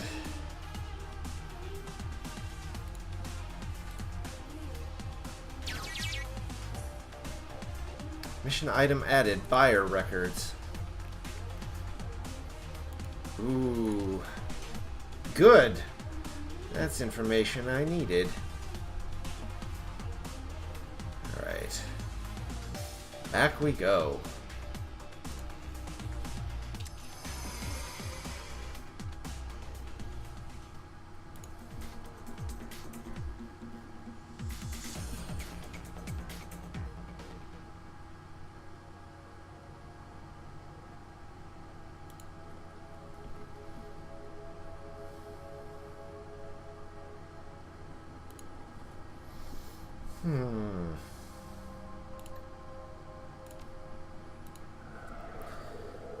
Haste him.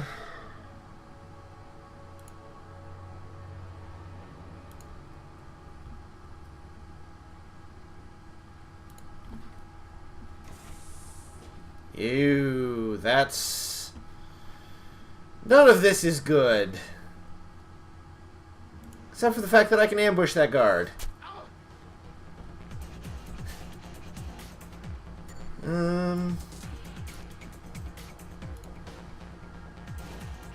Basic med kit, great.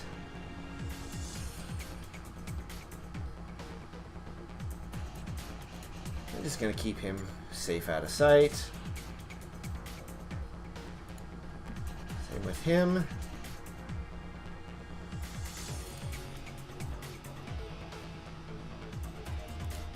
I can take care of one guard, maybe.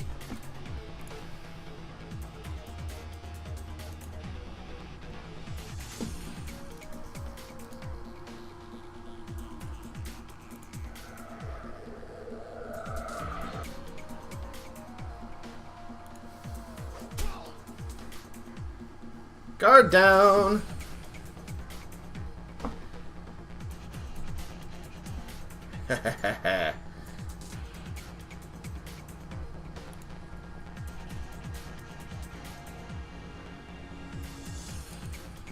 Let's get everybody moved up into convenient supporting positions.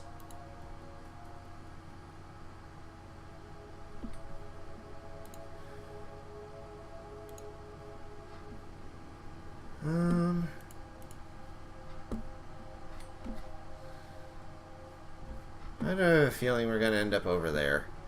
Yes, exit this character from the scene.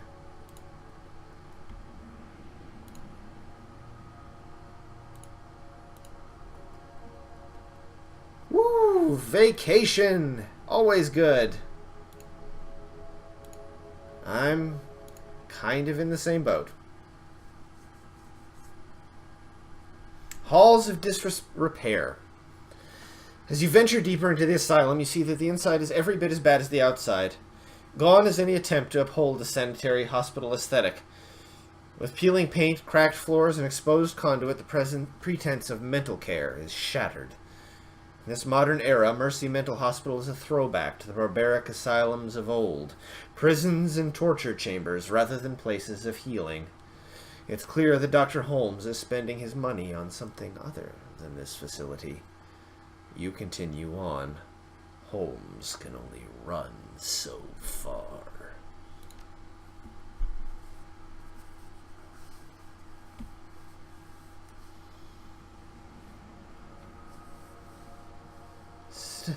Stay back. Who opened the cells? They'll kill us all. Oh, great. Somebody opened all the cells. Stupid fucking doctor son of a bitch.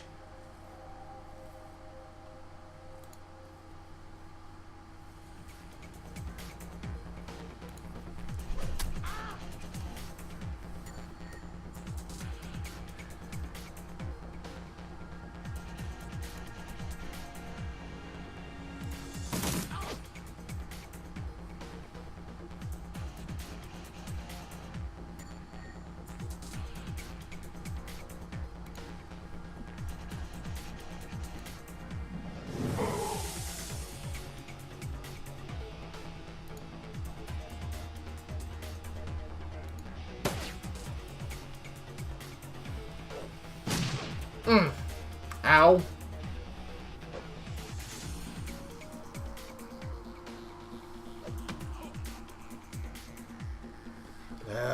gonna suck. We're gonna have to get through this without, like, killing any of these motherfuckers.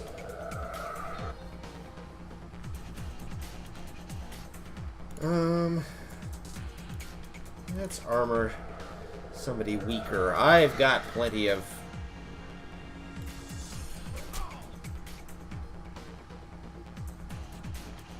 Let's, keep moving forward.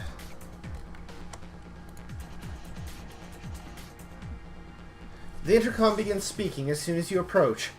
Holmes must be watching from somewhere. You don't understand, do you? This is a place for broken things. But only by further breaking them can they be remade. And so, we must break you. Listen, nope. Not really. We're not doing any breaking, thank you very much.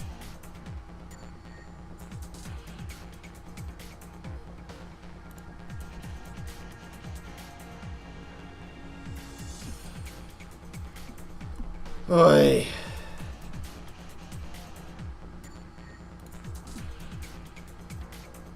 Oh, bugger.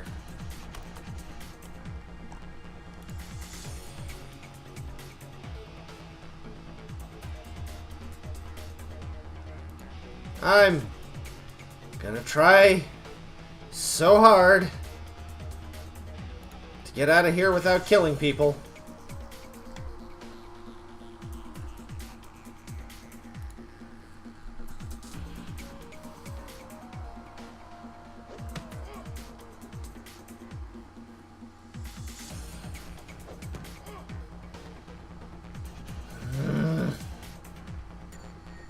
Don't want to do that.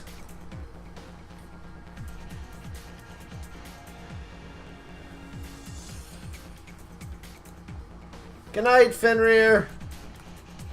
Oh, even more of them.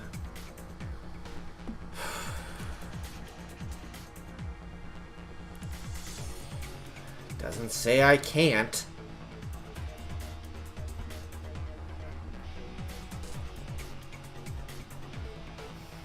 What do y'all think? Like, I don't want to kill them, but they're gonna hurt me. Maybe I can, like...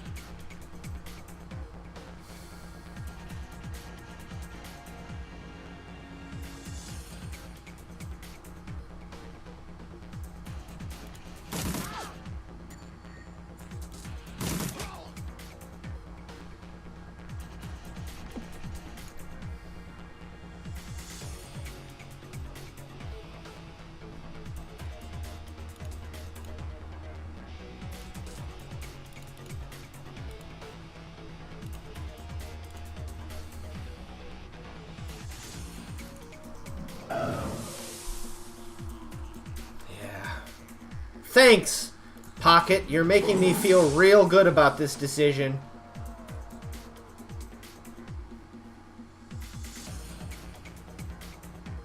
Thank you for that.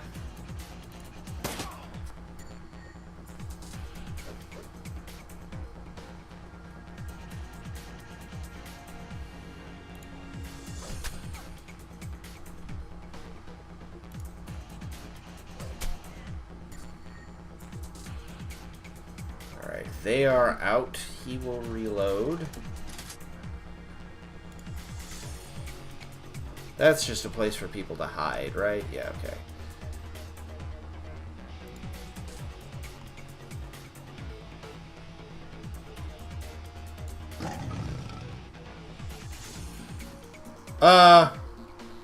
That's not okay.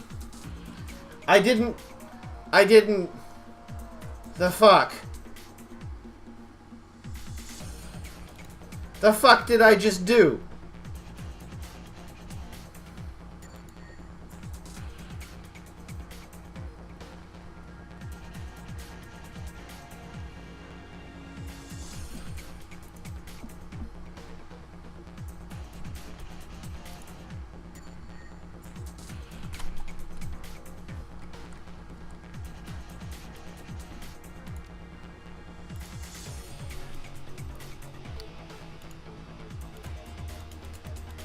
Oh.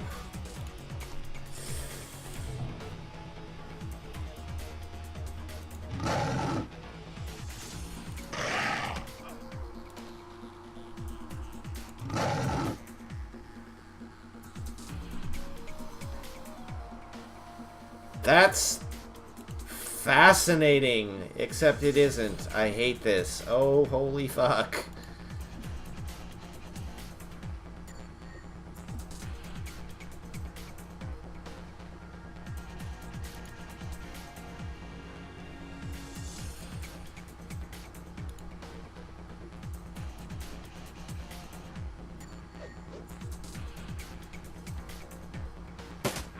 Ah! How did they get a... God damn it.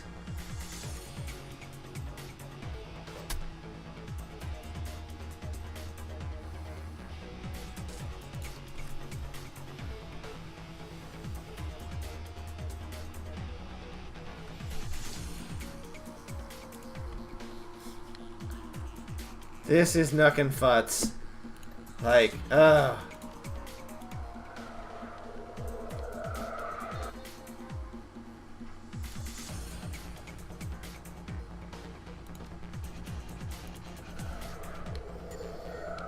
Confusion. We are... You know, I honestly don't know the fuck we're doing.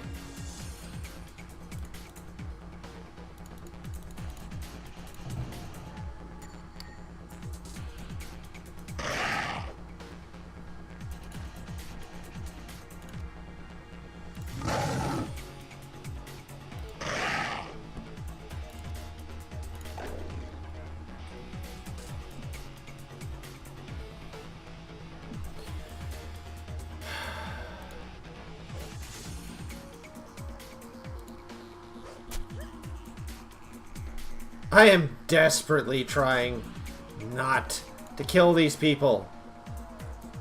Ex-surgeon? Really?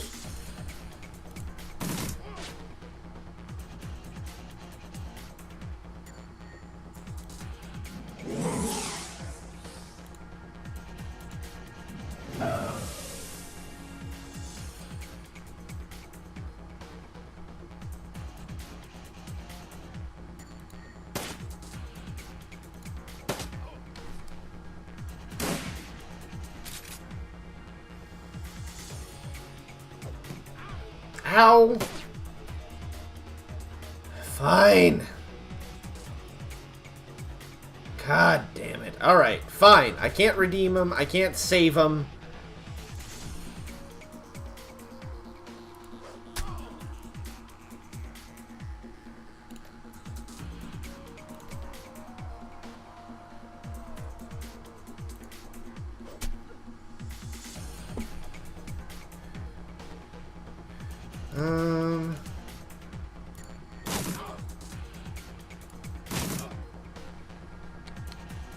Sheesh.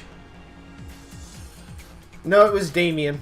Damien helped me with the thingy.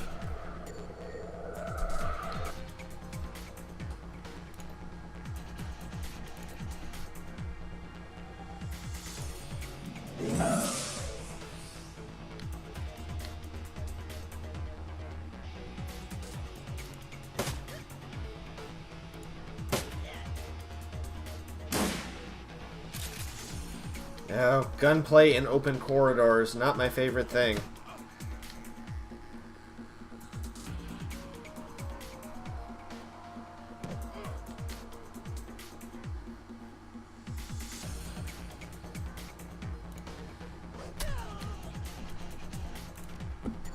Yeesh.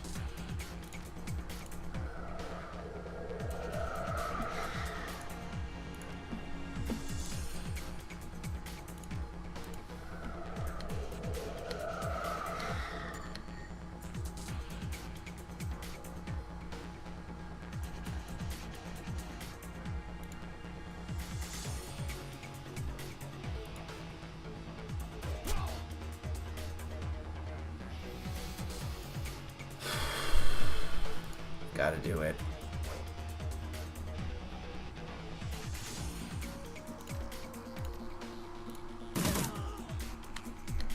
God, I hate that.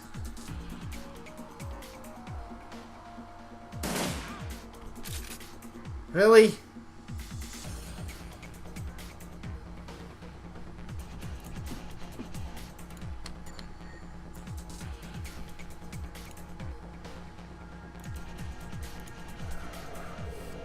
Shut up, Stevie.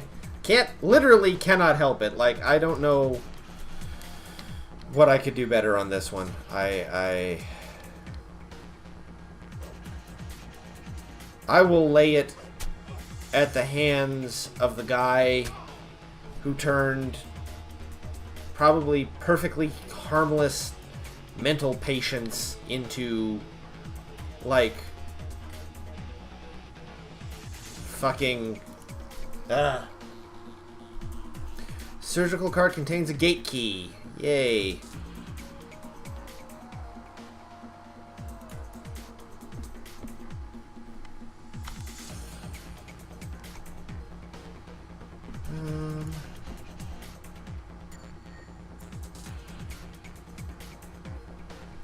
The smell of rotting flesh is immense. The remains appear to be from multiple metahumans.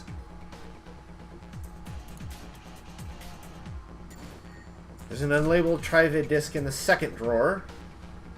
Okay.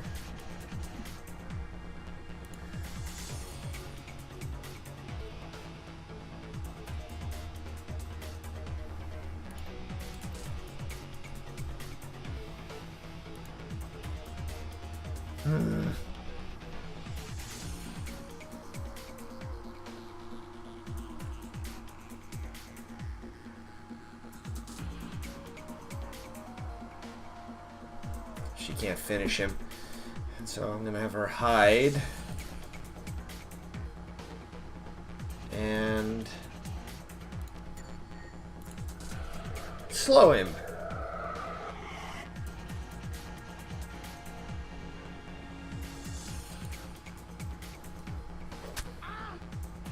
Holy shit. I do such massive damage.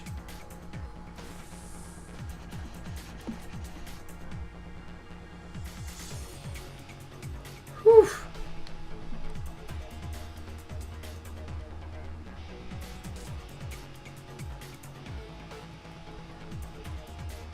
From another intercom, Dr. Holmes continues. Someone once told me that I was a broken thing. But he also said I could remake myself. He wanted to break me down, so I could put myself back together again. And I did. But only after I broke him. I could remake you as well. What wonderfully twisted thoughts must churn in a mind such as yours. But I'm more inclined to use you for parts. Gah!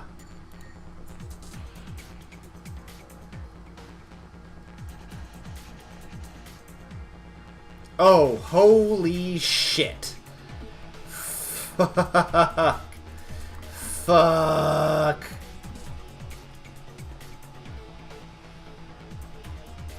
Alright. God, I hope this doesn't end badly for her.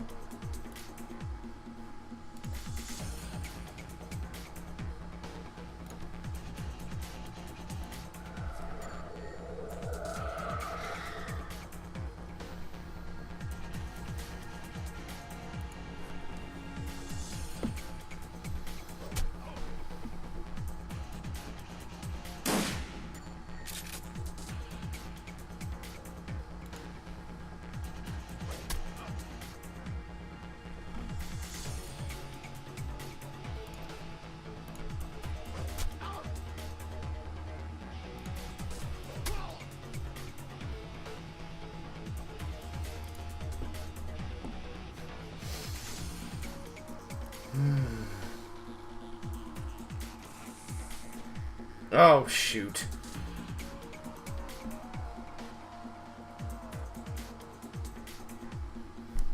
Alright, well.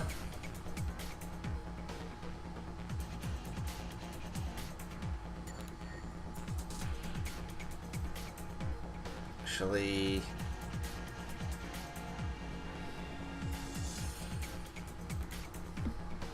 Whew. Okay.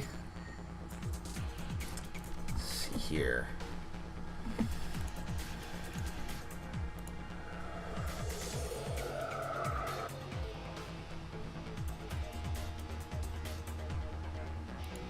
Good. We'll set him in a ley line.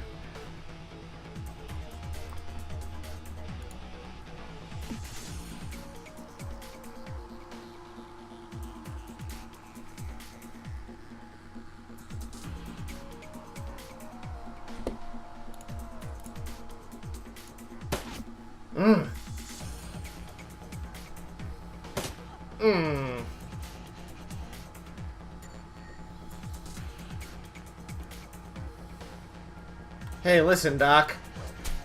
Hate to break it to you, but, gonna kill your ass.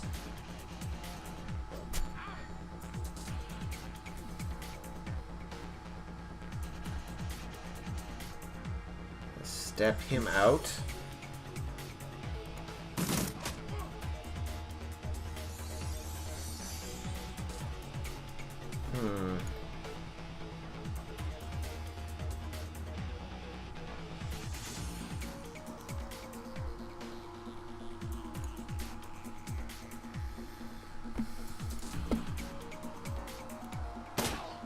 There we go.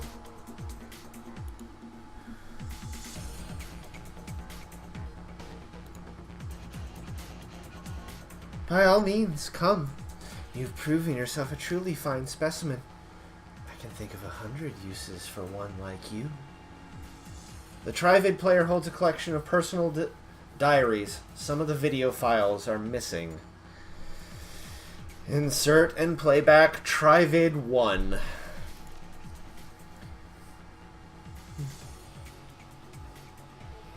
I don't think this is the same Dr. Holmes, honestly. Got some cutout chips in last week. Tried them on the patients with violent flashbacks, hoping it would at least mellow them out some. It was like night and day. Once the trip was installed, all of their psychotic brake triggers were blocked. Miss Yuskin has gone 4 days without attacking the staff or herself. Insert and playback Tridio 3. No, that's the thing. They look the same.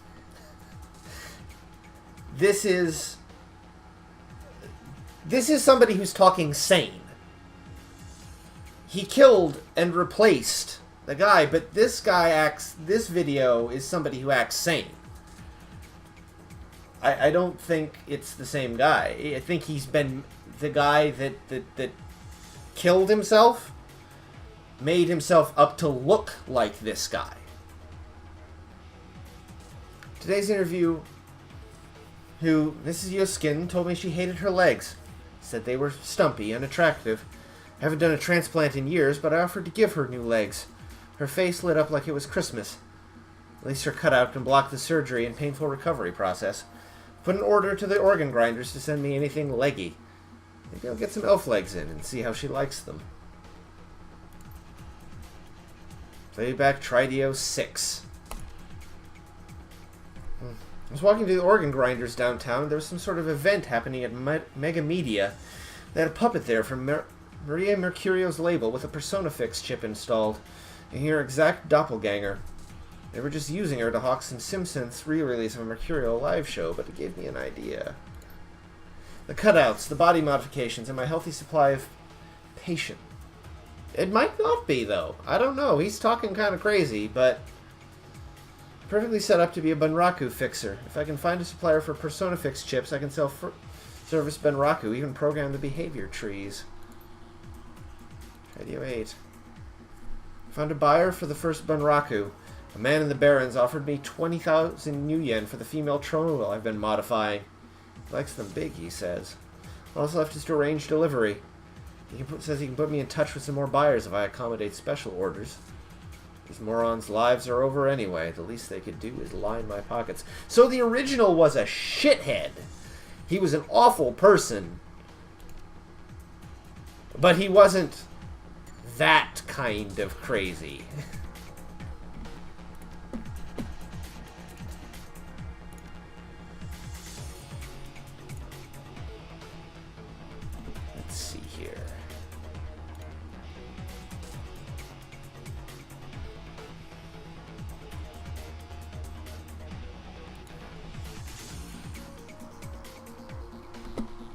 Load.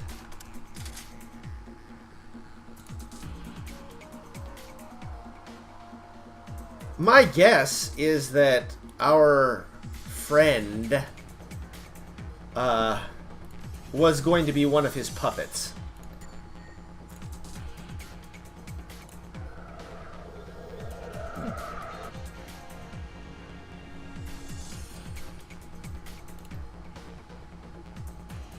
And, yeah, that didn't go well.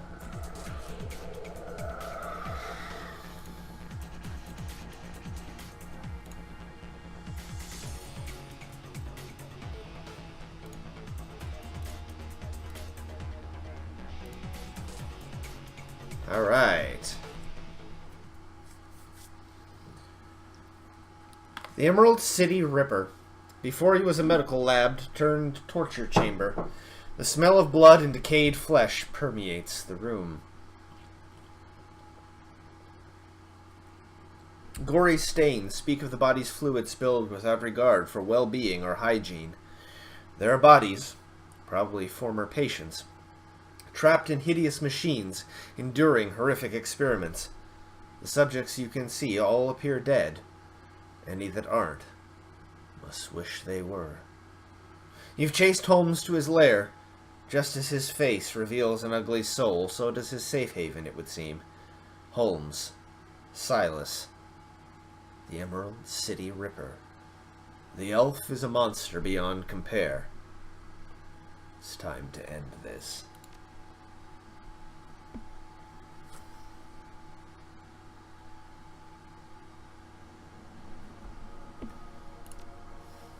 Level up.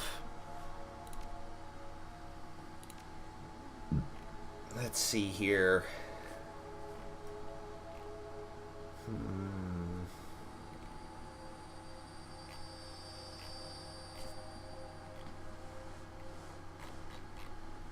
Yeah, we're just gonna get stronger, I think.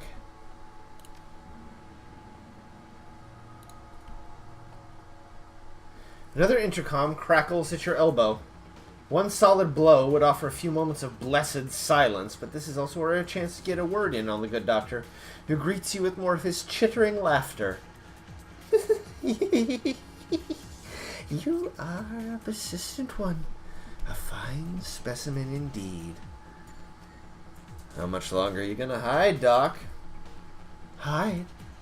Nothing of the sort. I'm simply an observation.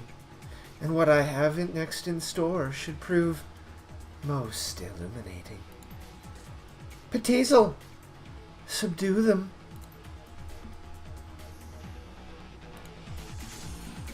Why do I feel like I want to be undercover?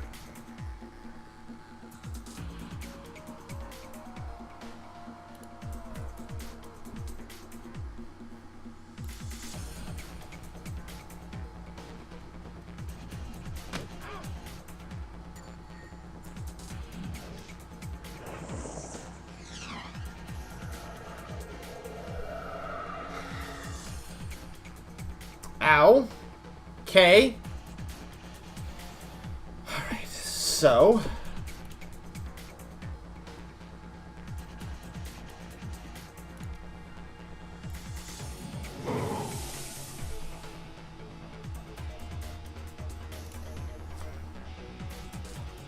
let's take that stim.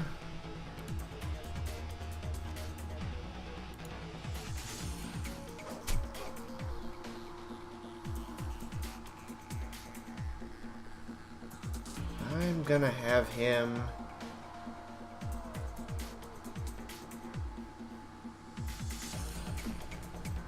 slip forward.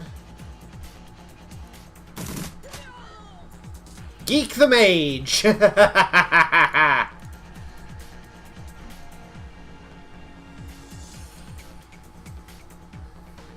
Always Geek the Mage first.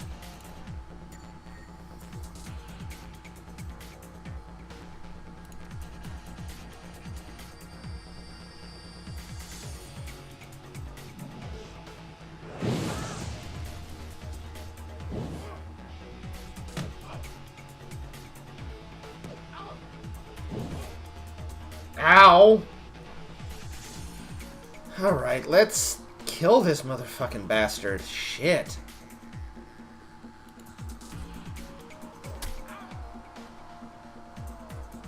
Damn, he is... problem.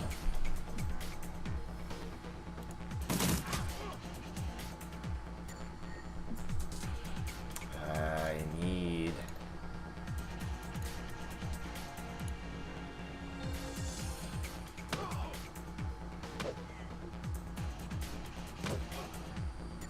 How does he have that much?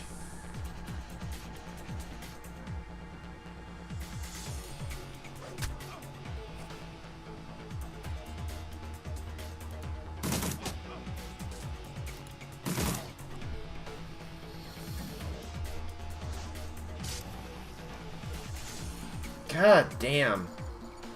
Everybody's gonna fucking die if I'm not careful.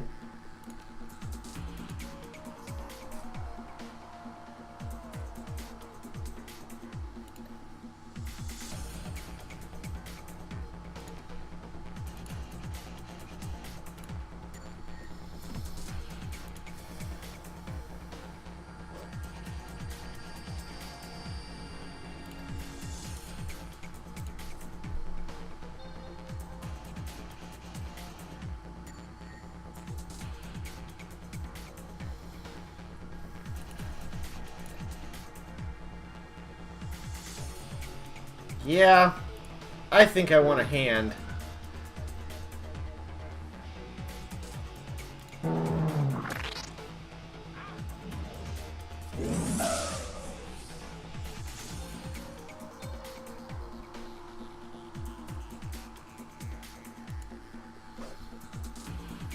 God, he is...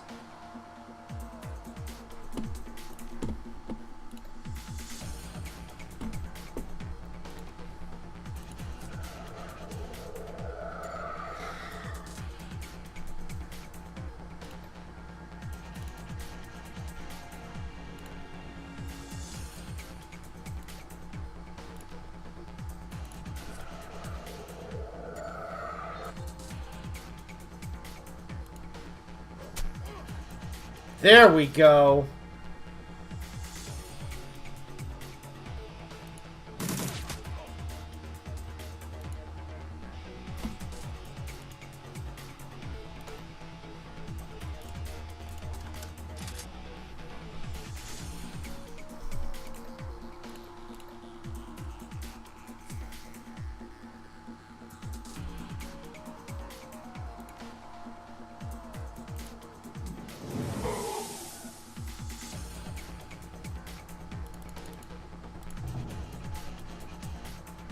Kill.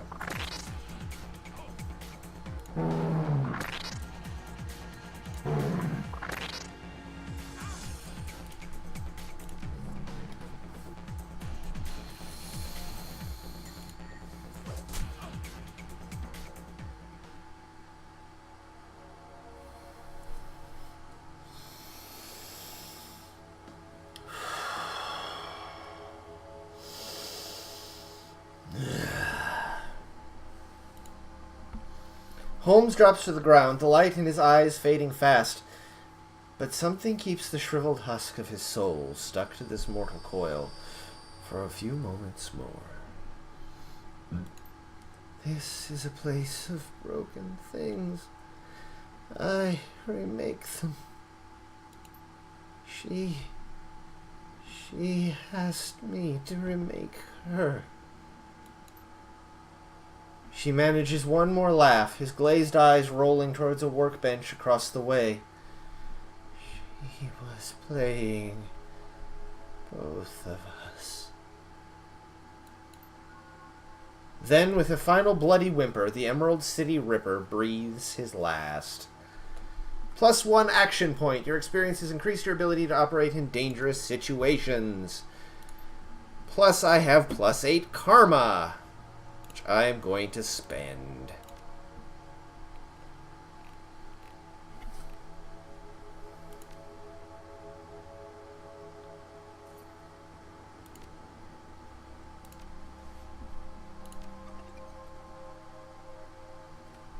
right.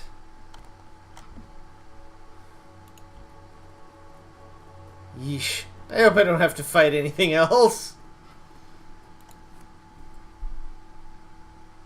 Holmes's workbench falls somewhere between coroner's slab and medieval torture device. It is decorated in the many colors of death, and littered in the instruments of that trade.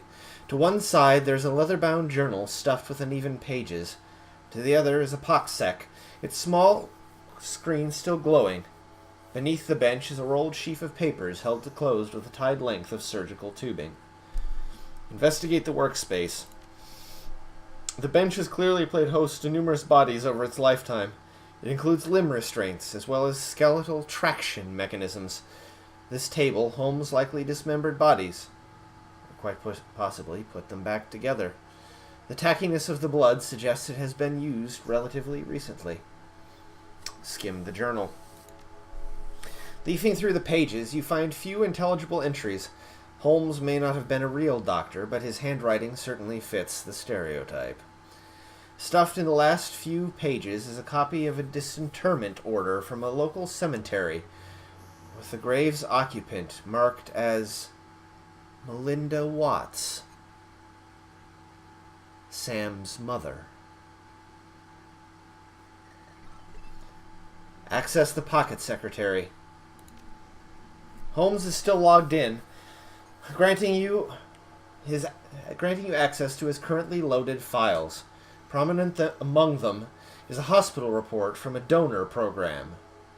It lists the organs beside the names and vital statistics of the recipients. Your eye catches Sam Watts' name beside the entry for liver. Also on the list are the Ripper's other known victims, along with several others who may have shared in the same fate. There's also a large sum of new yen, which can be easily transferred to your account. Examine the rolled sheet of paper. Unfurling the large sheet of paper, you discover a diagram of the human female form rendered to an impressive level of detail. It appears to be the blueprint for making Holmes's very own monster. Okay.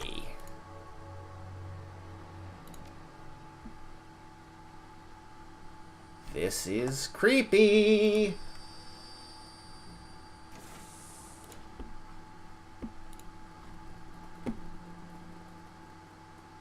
Oh, his puppets.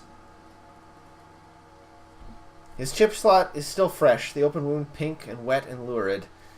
His voice drips innuendo, but his eyes say nobody's home. Well, hello there. Did you come to play? Well, thanks. I just wanted to know what's going on. Forget him. I'll tell you anything you want. I'll do anything you want. I'll be your little playmate. By her name. She's assembled in a standard config. Face of a schoolgirl, body of a stripper. You need some thick beer goggles to miss the work she's had done.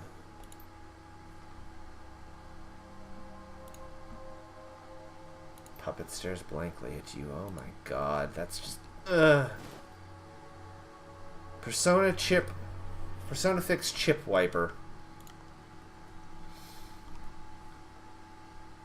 Erase Holmes's programming. Yet. I don't know if that's a mercy. I really don't. Their bodies have been modified. They're maybe not even in mostly their original bodies. Nope. Nope, I can't just... His eyes focus. His hand raises slowly to touch his head wound. The fingers come away wet and sticky. Panic twitches at the corner of his mouth as he surveys the room. First you, then the girl, then down to his own body, which is no longer his. Sweet Jesus, what did he do? What am I? He begins weeping, his body racked in great, inconsolable, heaving sobs.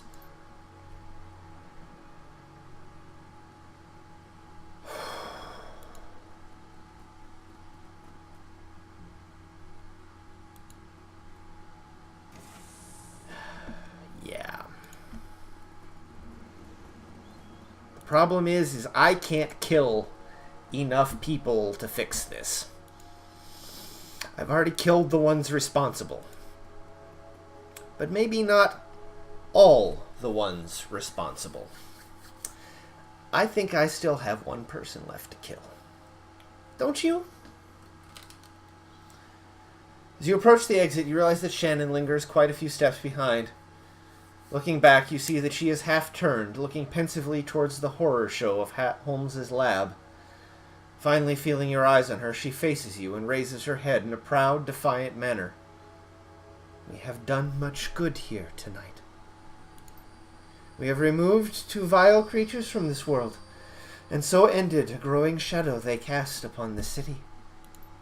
Our paths crossed and joined, and we did this thing together.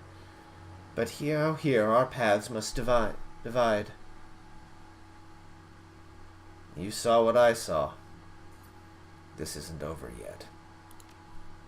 No, it won't be over for some time to come. A distant cry of pain echoes down from somewhere above. The young shaman pauses to listen to the tortured sound. There is still more work to be done for both of us. But what must be done differs for each of us.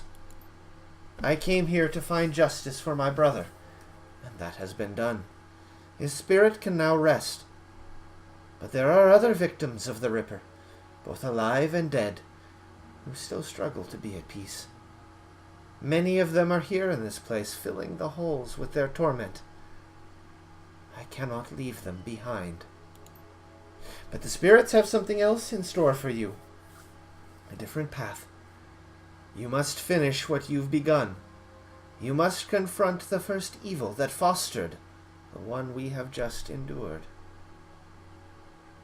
Suppose I can respect that. Thank you. Thank you for everything. Because of you, my brother's killer has met swift justice. The justice of the only sort such a man as Holmes deserved. Death. I will now set to the task of healing those he has left behind. For every madman we faced here tonight, there are a dozen innocent souls crying out in need. The spirits of the departed will also need help in passing, or else I fear they may become like those we met in the hangar. They all deserve my help. What about Lone Star? They can't be far behind. When they enter that room back there, they will have no thoughts other than thoughts of promotion. With the Ripper in hand, my brother will be forgotten along with all the other victims. But so too will I. They will not be a problem. Whether that's true or not, Shannon's confidence and very presence seem capable of making it true. Good luck to you, Jack. I hope that you can find the same justice for your friend that I found for my brother. Thank you, Shannon.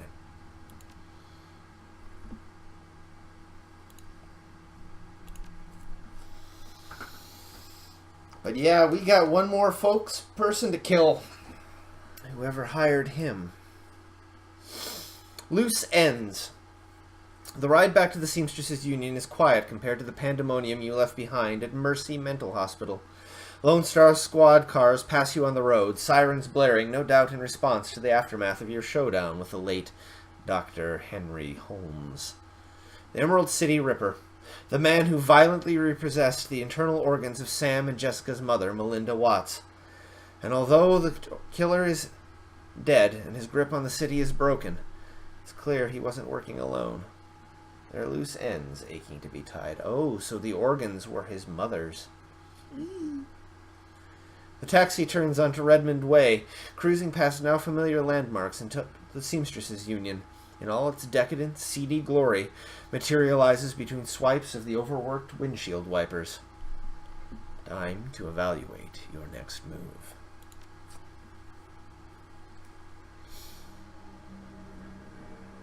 The union is quiet this afternoon.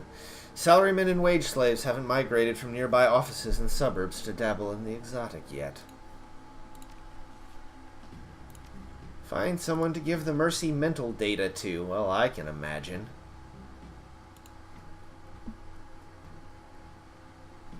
Well, let's talk to the cleaner first. Johnny Clean is talking with Cherry Bomb and Mrs. Kubota when you walk up. We were just talking about you, Jack. And the Emerald City Ripper. Ironic that you tracked a serial killer to a mental hospital. And Clean told us where you were going, oh my.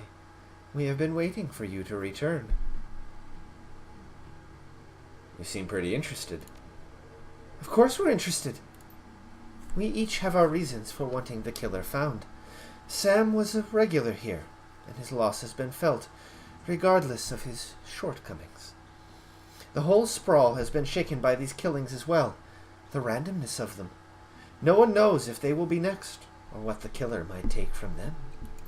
I admit that the killings have hampered business as well. I am sorry, but it is true. It does not help that Sam's body was found on the street from here. Even my regular customers have been loath to venture out with a killer on the loose. Now tell us, oh my, did you find the person responsible for the Ripper murders? The person responsible? No. The killer? Yes. I don't understand. Saying the killer wasn't responsible for his own actions. This sounds more complicated than I suspected. It is. The head of the asylum was killing specific people to harvest specific body parts. All the transplanted organs came from the same donor. Melinda Watts, Sam's mother. It looked like he was putting her back together. The three are silent as the news sinks in. So Sam had an organ transplanted from his mother? And then the Ripper killed Sam and all those other people just to reassemble Sam's mother? That's about the size of it, yeah. I sense a cause and effect in this. Coyote and Jake Armitage just left here to attend Sam's funeral. I am told there will be a reinterment ceremony for his mother as well. His sister invited me to the funeral and their reinterment when I met her here. Think his sister Jessica had something to do with it? Hang on. I saw Sam's sister when she was here the other day. She was as corp as they come, but I can't imagine a lady behind that behind a series of murders. There's got to be something else going on. It is clear that you must go to the funeral and talk with Jessica Watts, Jack. And I need to pay my respects to Sam. Of course. Mrs. Kubota raises her hand and the conversation stops. Wait, before you go, there's one thing you did not tell us. Where is the Emerald City Ripper now? Decomposing. She nods in satisfaction. Hi. That is good.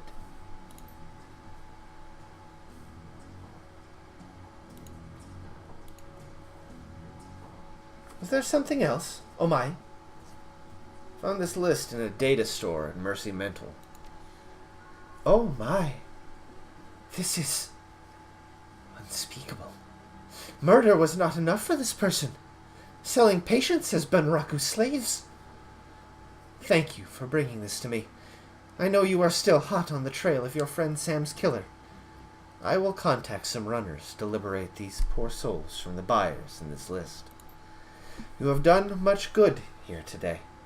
The hand of the Ripper was more of a monster than anyone could have known. Let me know if I can do anything else. I will. Goodbye for now. Yay. Spend karma. We're gonna talk to somebody. Let's be charismatic. Corporate. I think we may need corporate.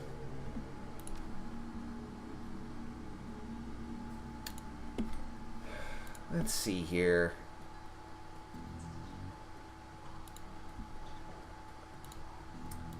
Mr. Cluey. Welcome back, Jack. Thanks, big guy. Anything new in the rumor mill? Most of the rumors are about you and what you've been doing. Word around here was that you were closing in the Ripper when you last left. Dare I ask how that went? Sam's killer has met his end. Sam would be grateful, I am sure.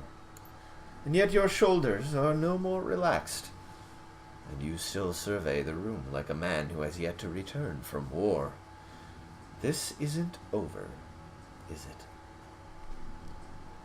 Not quite. A few loose ends to tie up. The big guy sighs. I was hoping this would soon be all behind us. The Barons has a short memory, but for wounds such as these, it makes an exception. To see this prolonged, I fear for how it may forever change the landscape.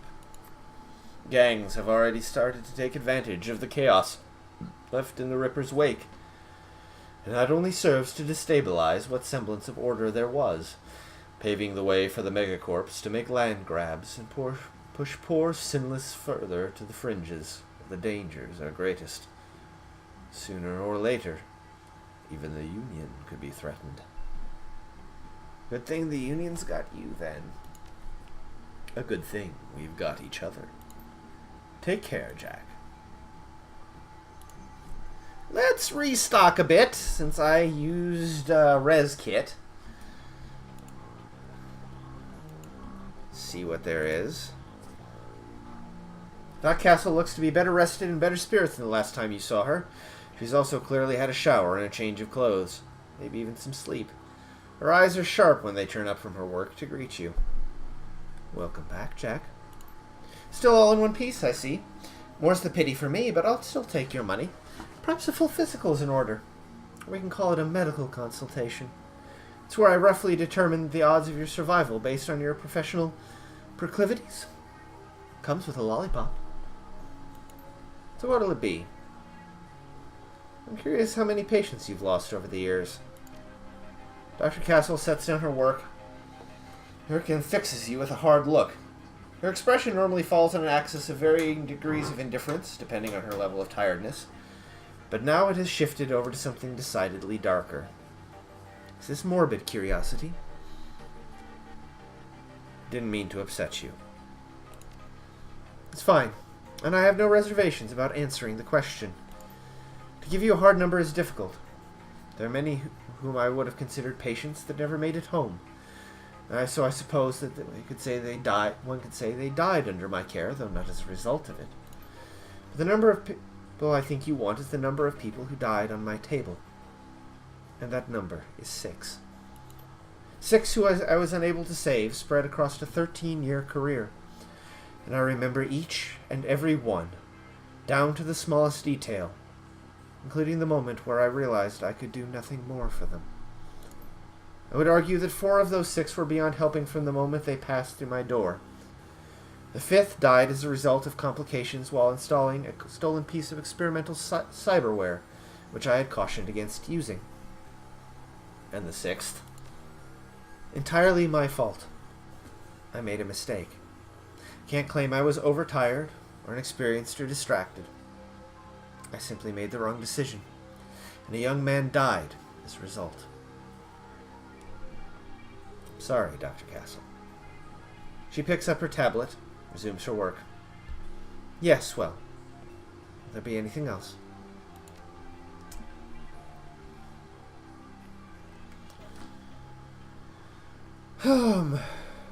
We are gonna have a platinum trauma kit.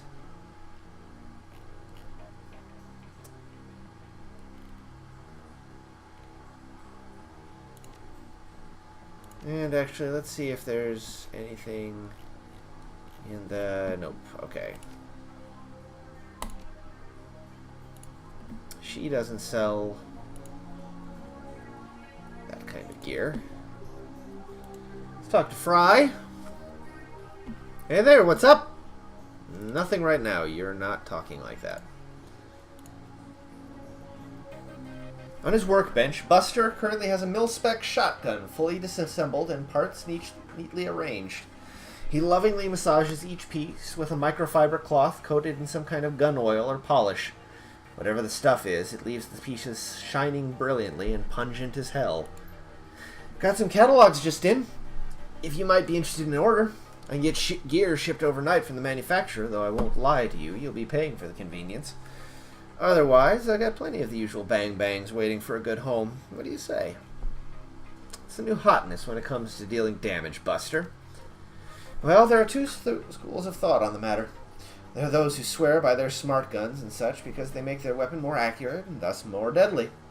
Then there are those who subscribe to the bigger boom theory, putting all their money on the biggest and baddest rounds.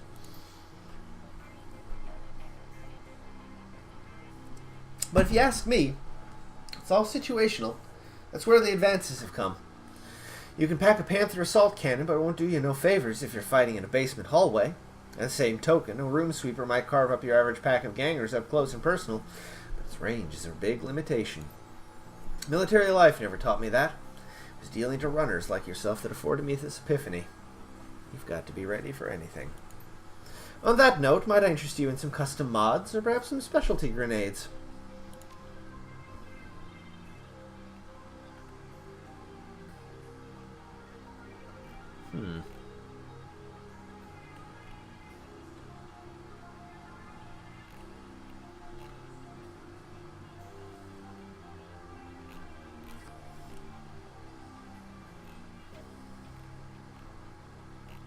Oh, I'm pretty good for the moment, I think.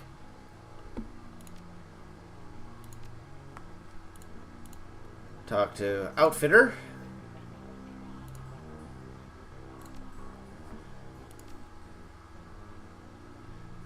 Nope.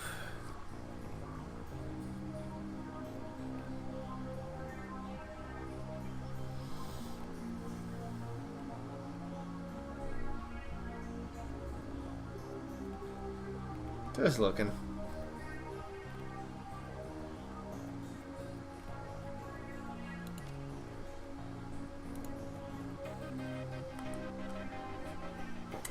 Algernon stands stock still, his eyes closed, and his face composed in a mask of stern concentration.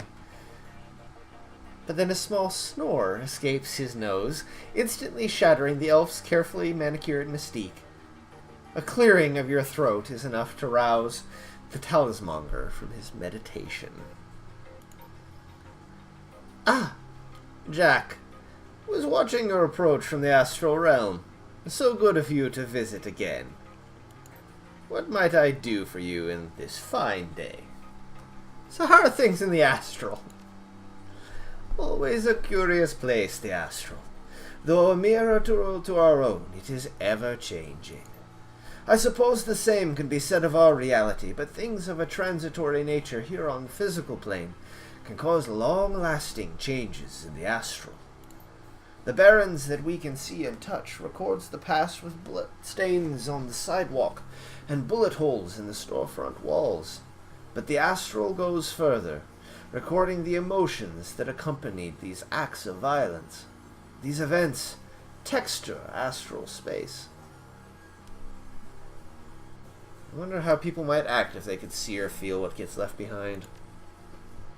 Sadly, not all who are awakened to the astral plane have their eyes so opened. There are plenty of magicians who revel in the dark energies left in astral space. But enough of my doomsaying. We must have better things to do. Yes, in fact, I do. Alright, we're loaded. Stocked up.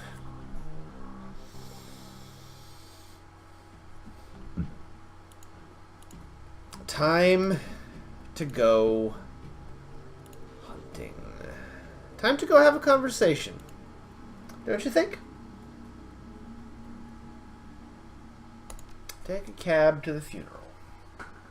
And we'll see what we can see.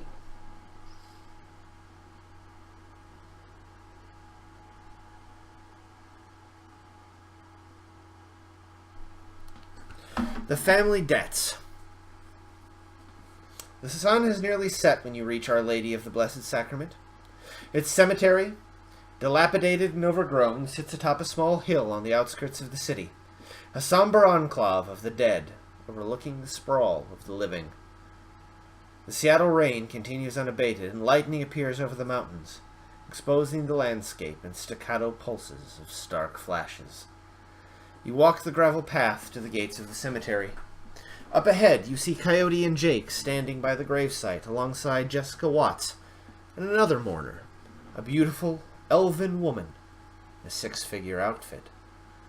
Whatever Dr. Holmes was up to at Mercy Mental Hospital, the answers lie here, with the reinterred body of Melinda Watts, the recently deceased body of Sam Watts, and with those attending them this ceremony.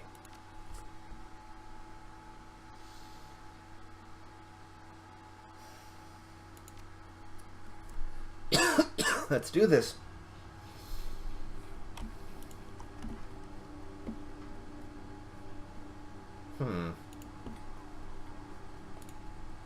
Let's just poke out the corners here.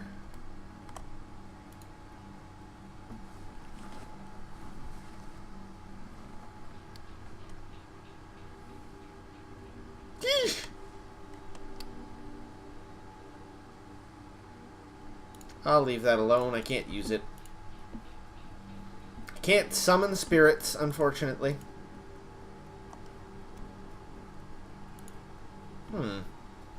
There's a lot here. Wonder if I'll have to go through it. I suspect I will.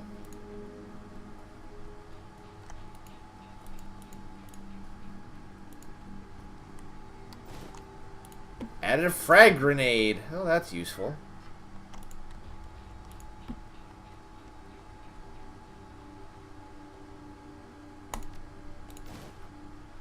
Combat stim.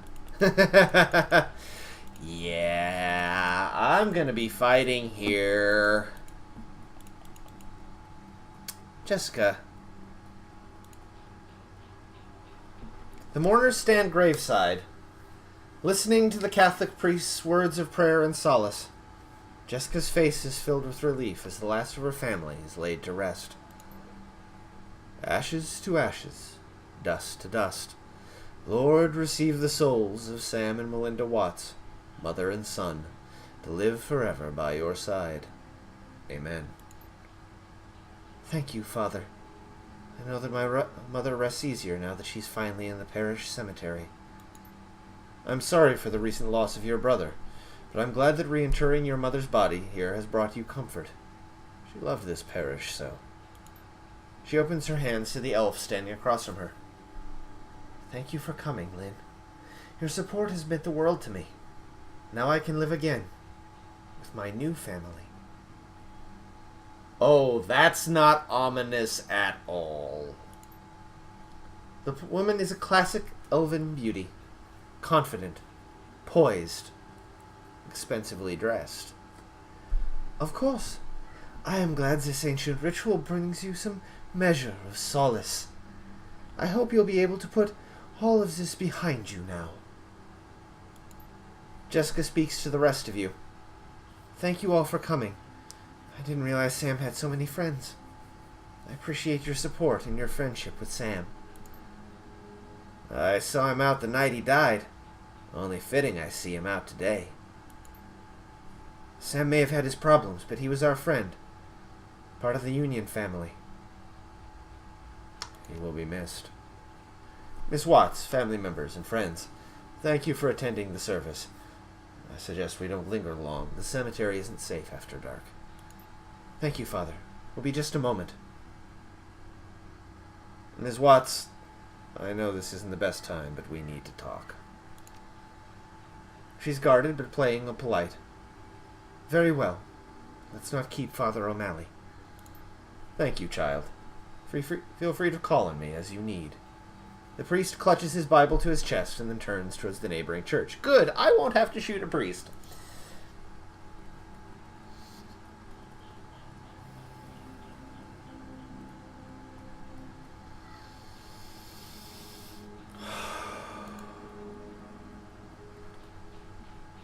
Father O'Malley leaves, granting you an opportunity to speak with Jessica, But it's hardly a private conversation, as the elf, Lynn, has chosen to stay and support her friend. As it so happens, Jake and Coyote have also lingered, lending you support, too. All right. What would you like to talk about, Jack?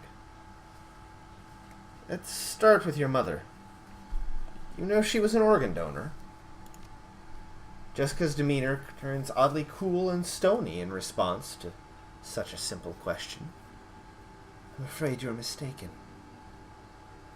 Then can you explain how her body parts made their way into half a dozen recipients? You don't know what you're talking about. I know Sam helped your mother save lives through that donation. Her jaw clenches. She wasn't a donor. She was a victim. A victim of my brother's greed. He took from her, desecrating her body, all to benefit himself. She never would have agreed to such a thing. Not even to save the lives of others. Lives like Sam's. Cracks are starting to appear on Jessica's carefully crafted mask. Sam destroyed his own liver, pursuing oblivion. That was his choice.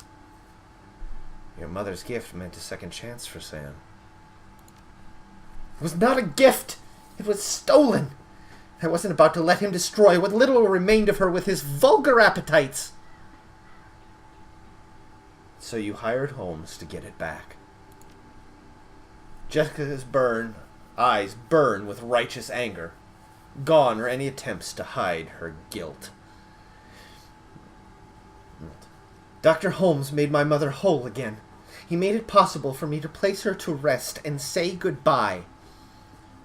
He killed Sam and half a dozen other people whose lives had been saved by your mother. She snaps. Those people were scavengers! Ghouls! They deserved to die for desecrating my mother's body. And poor Sam? It was his drinking and debauchery that drove my mother to the grave, as sure as if he had murdered her himself. My mother deserved honor and dignity. I gave her that today. She's finally whole again with a proper Catholic burial. The ghouls who stole her organs, including Sam, have paid the price for their sins. The beautiful elf breaks in. The essence of calm. Jessica, that's enough. We have business to attend to. My old family is dead and buried where they should be. They can't taint my new family now. They can't corrupt my children. I won't go through that again. Jessica, we need to go. Now. She presses a button on her comlink. She seethes at you. What happens now is on your head. If you had just walked away when I told you to, McCluskey would have eventually found Holmes, collected his lieutenant's badge, and closed the case. But you had to keep digging. Now you and your friends have to die. Let their blood be on your hands.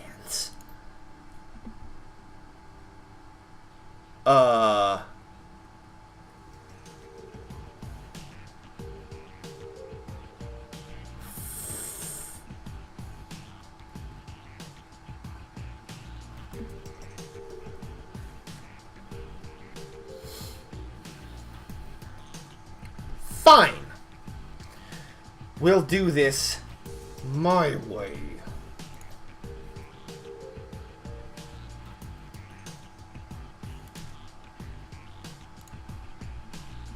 Let's see here.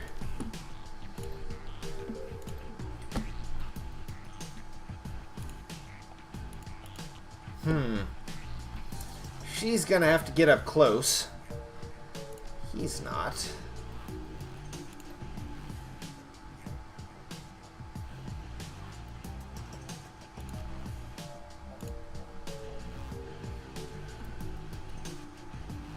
I bet I can chew up this, Oh, shit.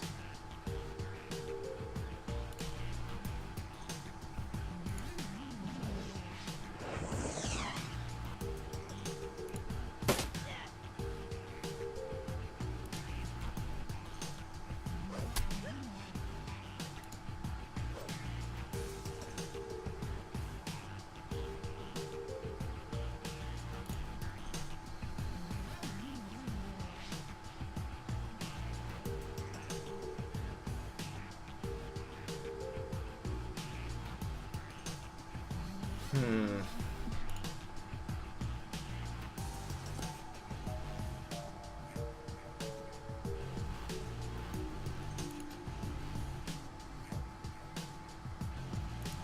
Fine. Oh, fuck. Oh, fuck. Oh, come on. Really?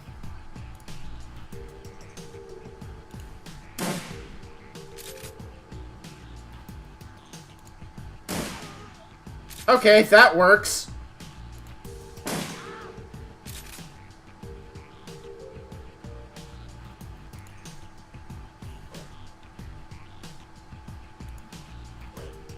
Come on.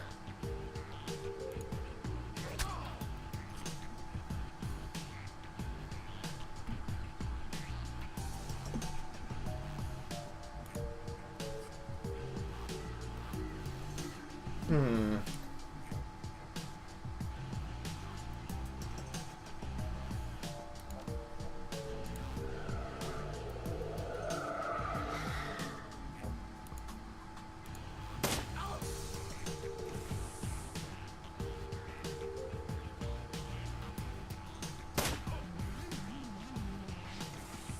Ow!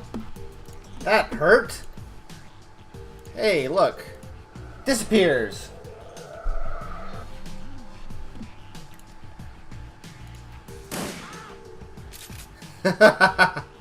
Like, hi, you just took a shotgun to the face.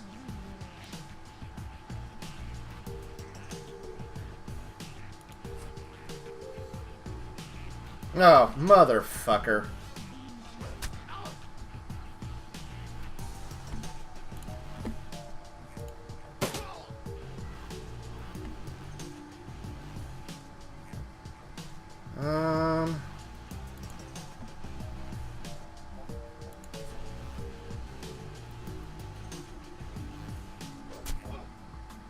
Oh, come on. Oh.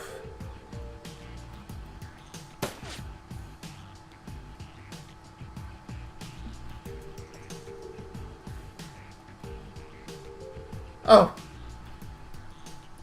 You need to find out where Sam's sister might have gone. Maybe one of these guys can tell us with a little encouragement. Alright, first off... Ugh, it's still on cooldown. Motherfucker.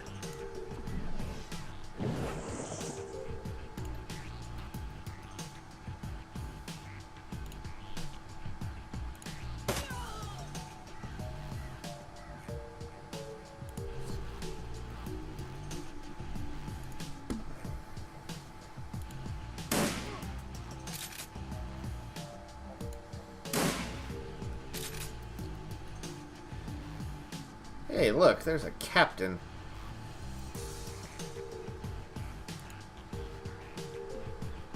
Reload her.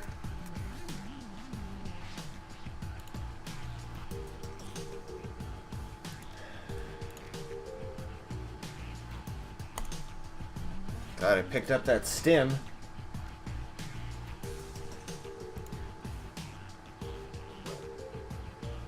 Oh, come on. Oh, shit!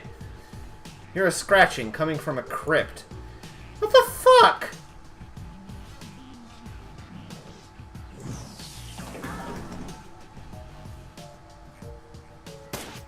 Ow!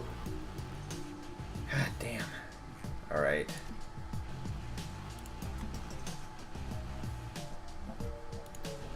Still low on that. Ah, oh, motherfucker.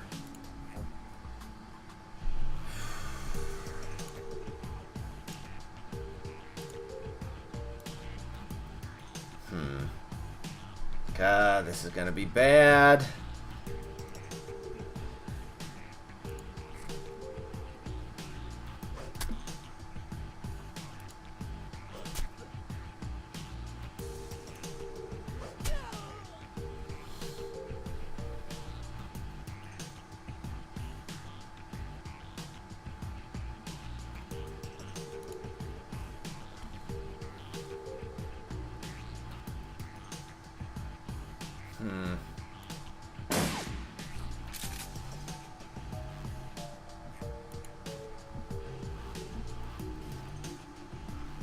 Looks like we woke up the neighbors. We've got ghouls incoming. Hey, Jack, maybe we can use this to our advantage. How?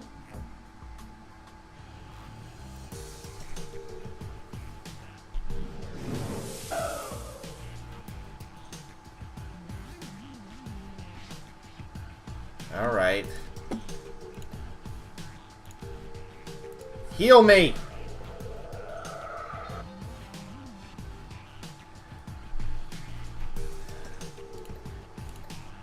Use a med kit on himself.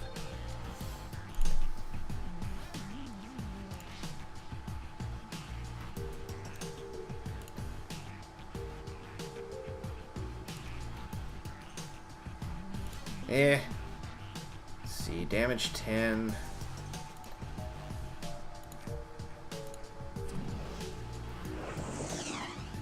Fine, whatever. Cleave.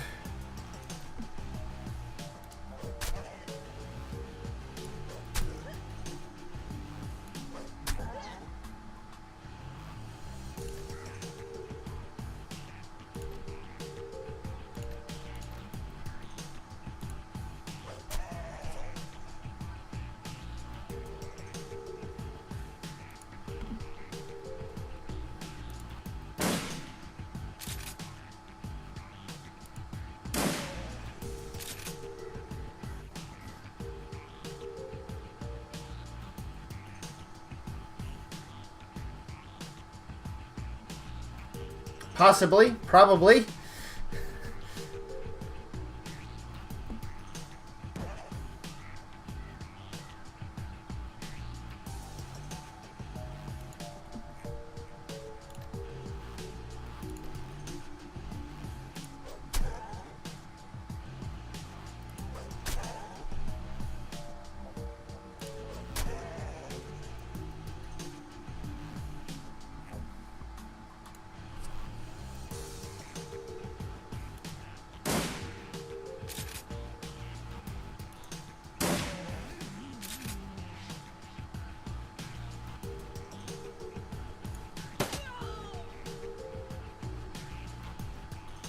Okay.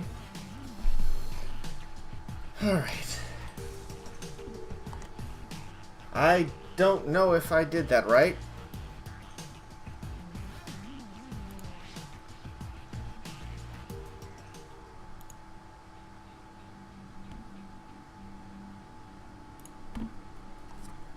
I'm basically just moving really fucking fast right now.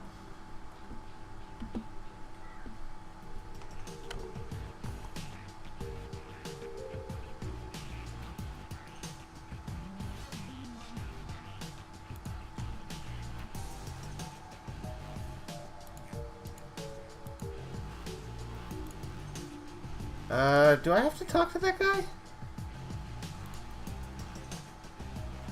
Yeah, I see that.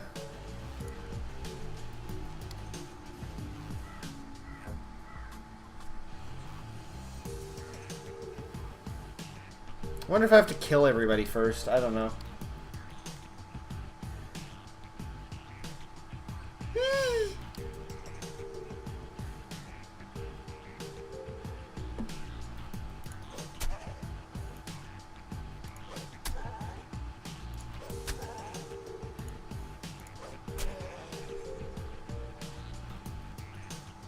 I probably have to kill everybody first because I don't think I can do anything with him right now.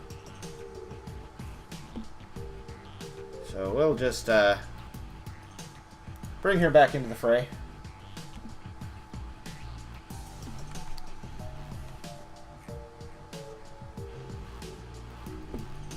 Hey, I can finally do one of his cool spells.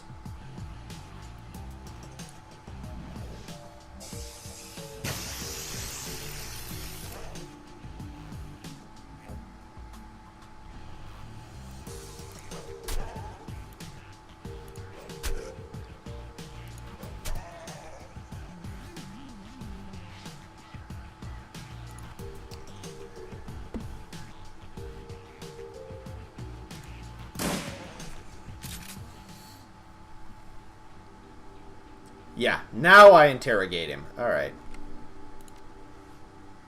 Secure the cemetery, then interrogate the leader. Alright, cool. Still gonna make a quick sweep. Just in case. This is really creepy, by the way, for a Catholic cemetery. They don't typically look like this.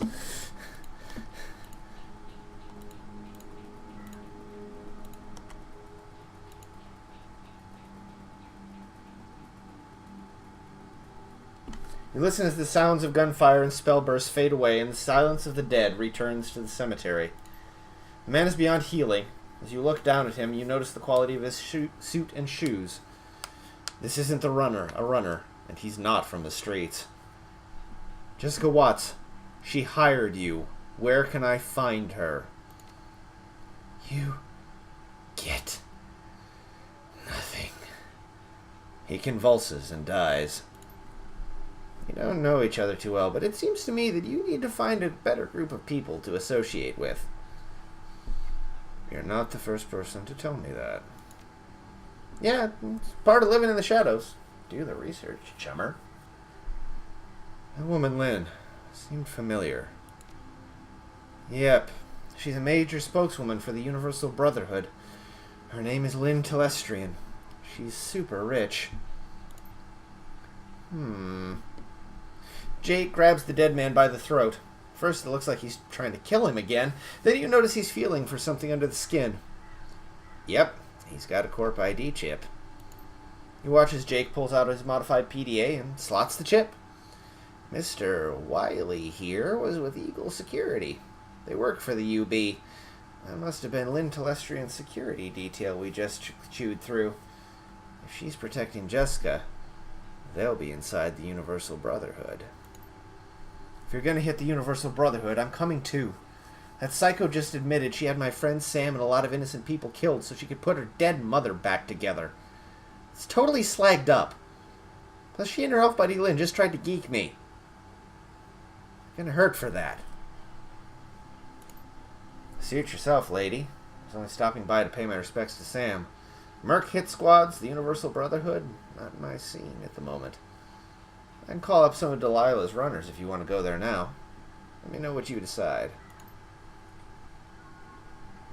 Interrogate the leader. Leave the cemetery.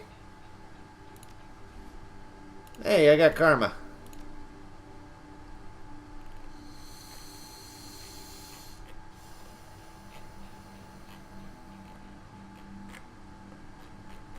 Alright, now I want to be faster.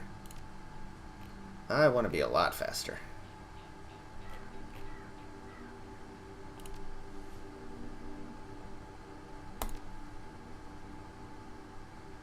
Let's see here.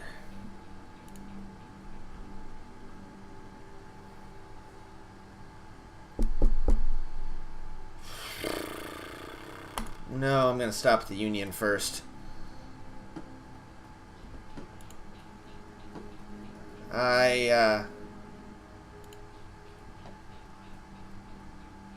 Okay. Nope, we're going to stop at the Union because this is where we're going to break for the night, I think.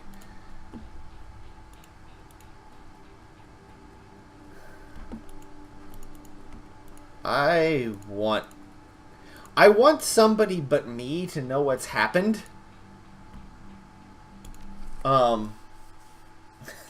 Case it all goes fucking wrong. Moving parts. You put the pieces together. Jessica Watts was reassembling her mother, Melinda, gathering her missing organs to allow Melinda a decent burial. Organ Sam sold for a quick buck after her death. The ghoul attack after the ceremony didn't appear to be part of Lynn Telestrian's attempt to get you out of Jessica's way. There were just more victims of magic's helter-skelter returned to the world. Lynn's well-armed security unit was a different animal entirely. Head back to the Union to resupply and rearm. Whatever Lynn and Jessica are involved with, it appears to be a large operation, and the trail leads the Universal Brotherhood.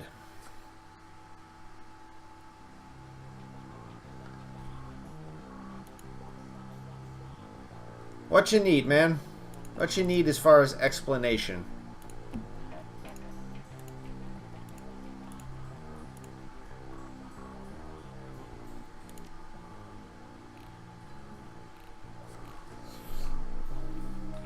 I can try to explain some stuff if we're a little clueless. Let's see here.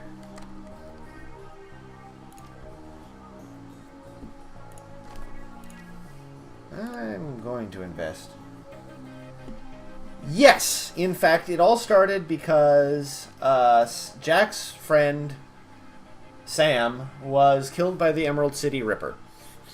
So we tracked down the Emerald City Ripper, who had been killing other people, and he had been killing people to retrieve their organs. Turns out that all of the organs belonged to one woman, Sam's mother, because he had basically, after she died, he'd taken the organs and kept one new liver for himself and sold the rest. His crazy-ass sister hired the guy who was the Emerald City Ripper to kill and retrieve all of the organs and put them back in her mother so that she could be properly buried. Now, it turns out that crazy Sister Jessica is part of a cult called the Universal Brotherhood, which is trying to convert everybody to lovey-dovey space Scientology, which, given that this is Cyberpunk and Shadowrun, lovey-dovey space Scientology is hiding something big.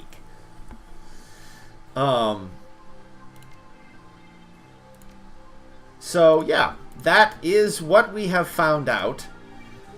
And next time on the stream, we are going to apparently go storm. That's simplistic, by the way, Stevie, and not necessarily to my own tastes. But we are going to do another run, and basically storm the compound of these crazy-assed people and figure out what the fuck is actually going on. That will probably be Monday, because I am tired. I am tired as heck. So, probably not going to do this again Monday. We will do this Friday. We will do this Monday, back on regular schedule. I won't be traveling. Keep an eye out on Saturday. I'm going to do another set of posts about the Extra Life thing. I'm a little discouraged. I'm not going to lie. Right now, I have exactly $0 of donations. And I'm hoping that when we get a little closer, people will actually start donating money, but oh goodness, I certainly hope so. I will be very, very sad if we don't get anything, but yeah, so that was that. I'm glad we did that. We had a lot of fun. A lot of people joined. Like, I'm really happy. We've got our audience getting pretty damn solid. Thank you to Gal Pal for showing back up. I didn't say hi right away. I apologize. Thanks, of course, to Stevie, Werepup, Damien, Confusion, among others. Everybody. And, yeah. Looks like we're about to wrap up this module. I don't know if we're going to go straight into the others when we're done. But, we'll see. Hey, like I said, thanks for showing up. We will see you again Monday. I have been Draco8587. This has been the stream. This has been Shadowrun Returns, and we will see you again later. Have a good one.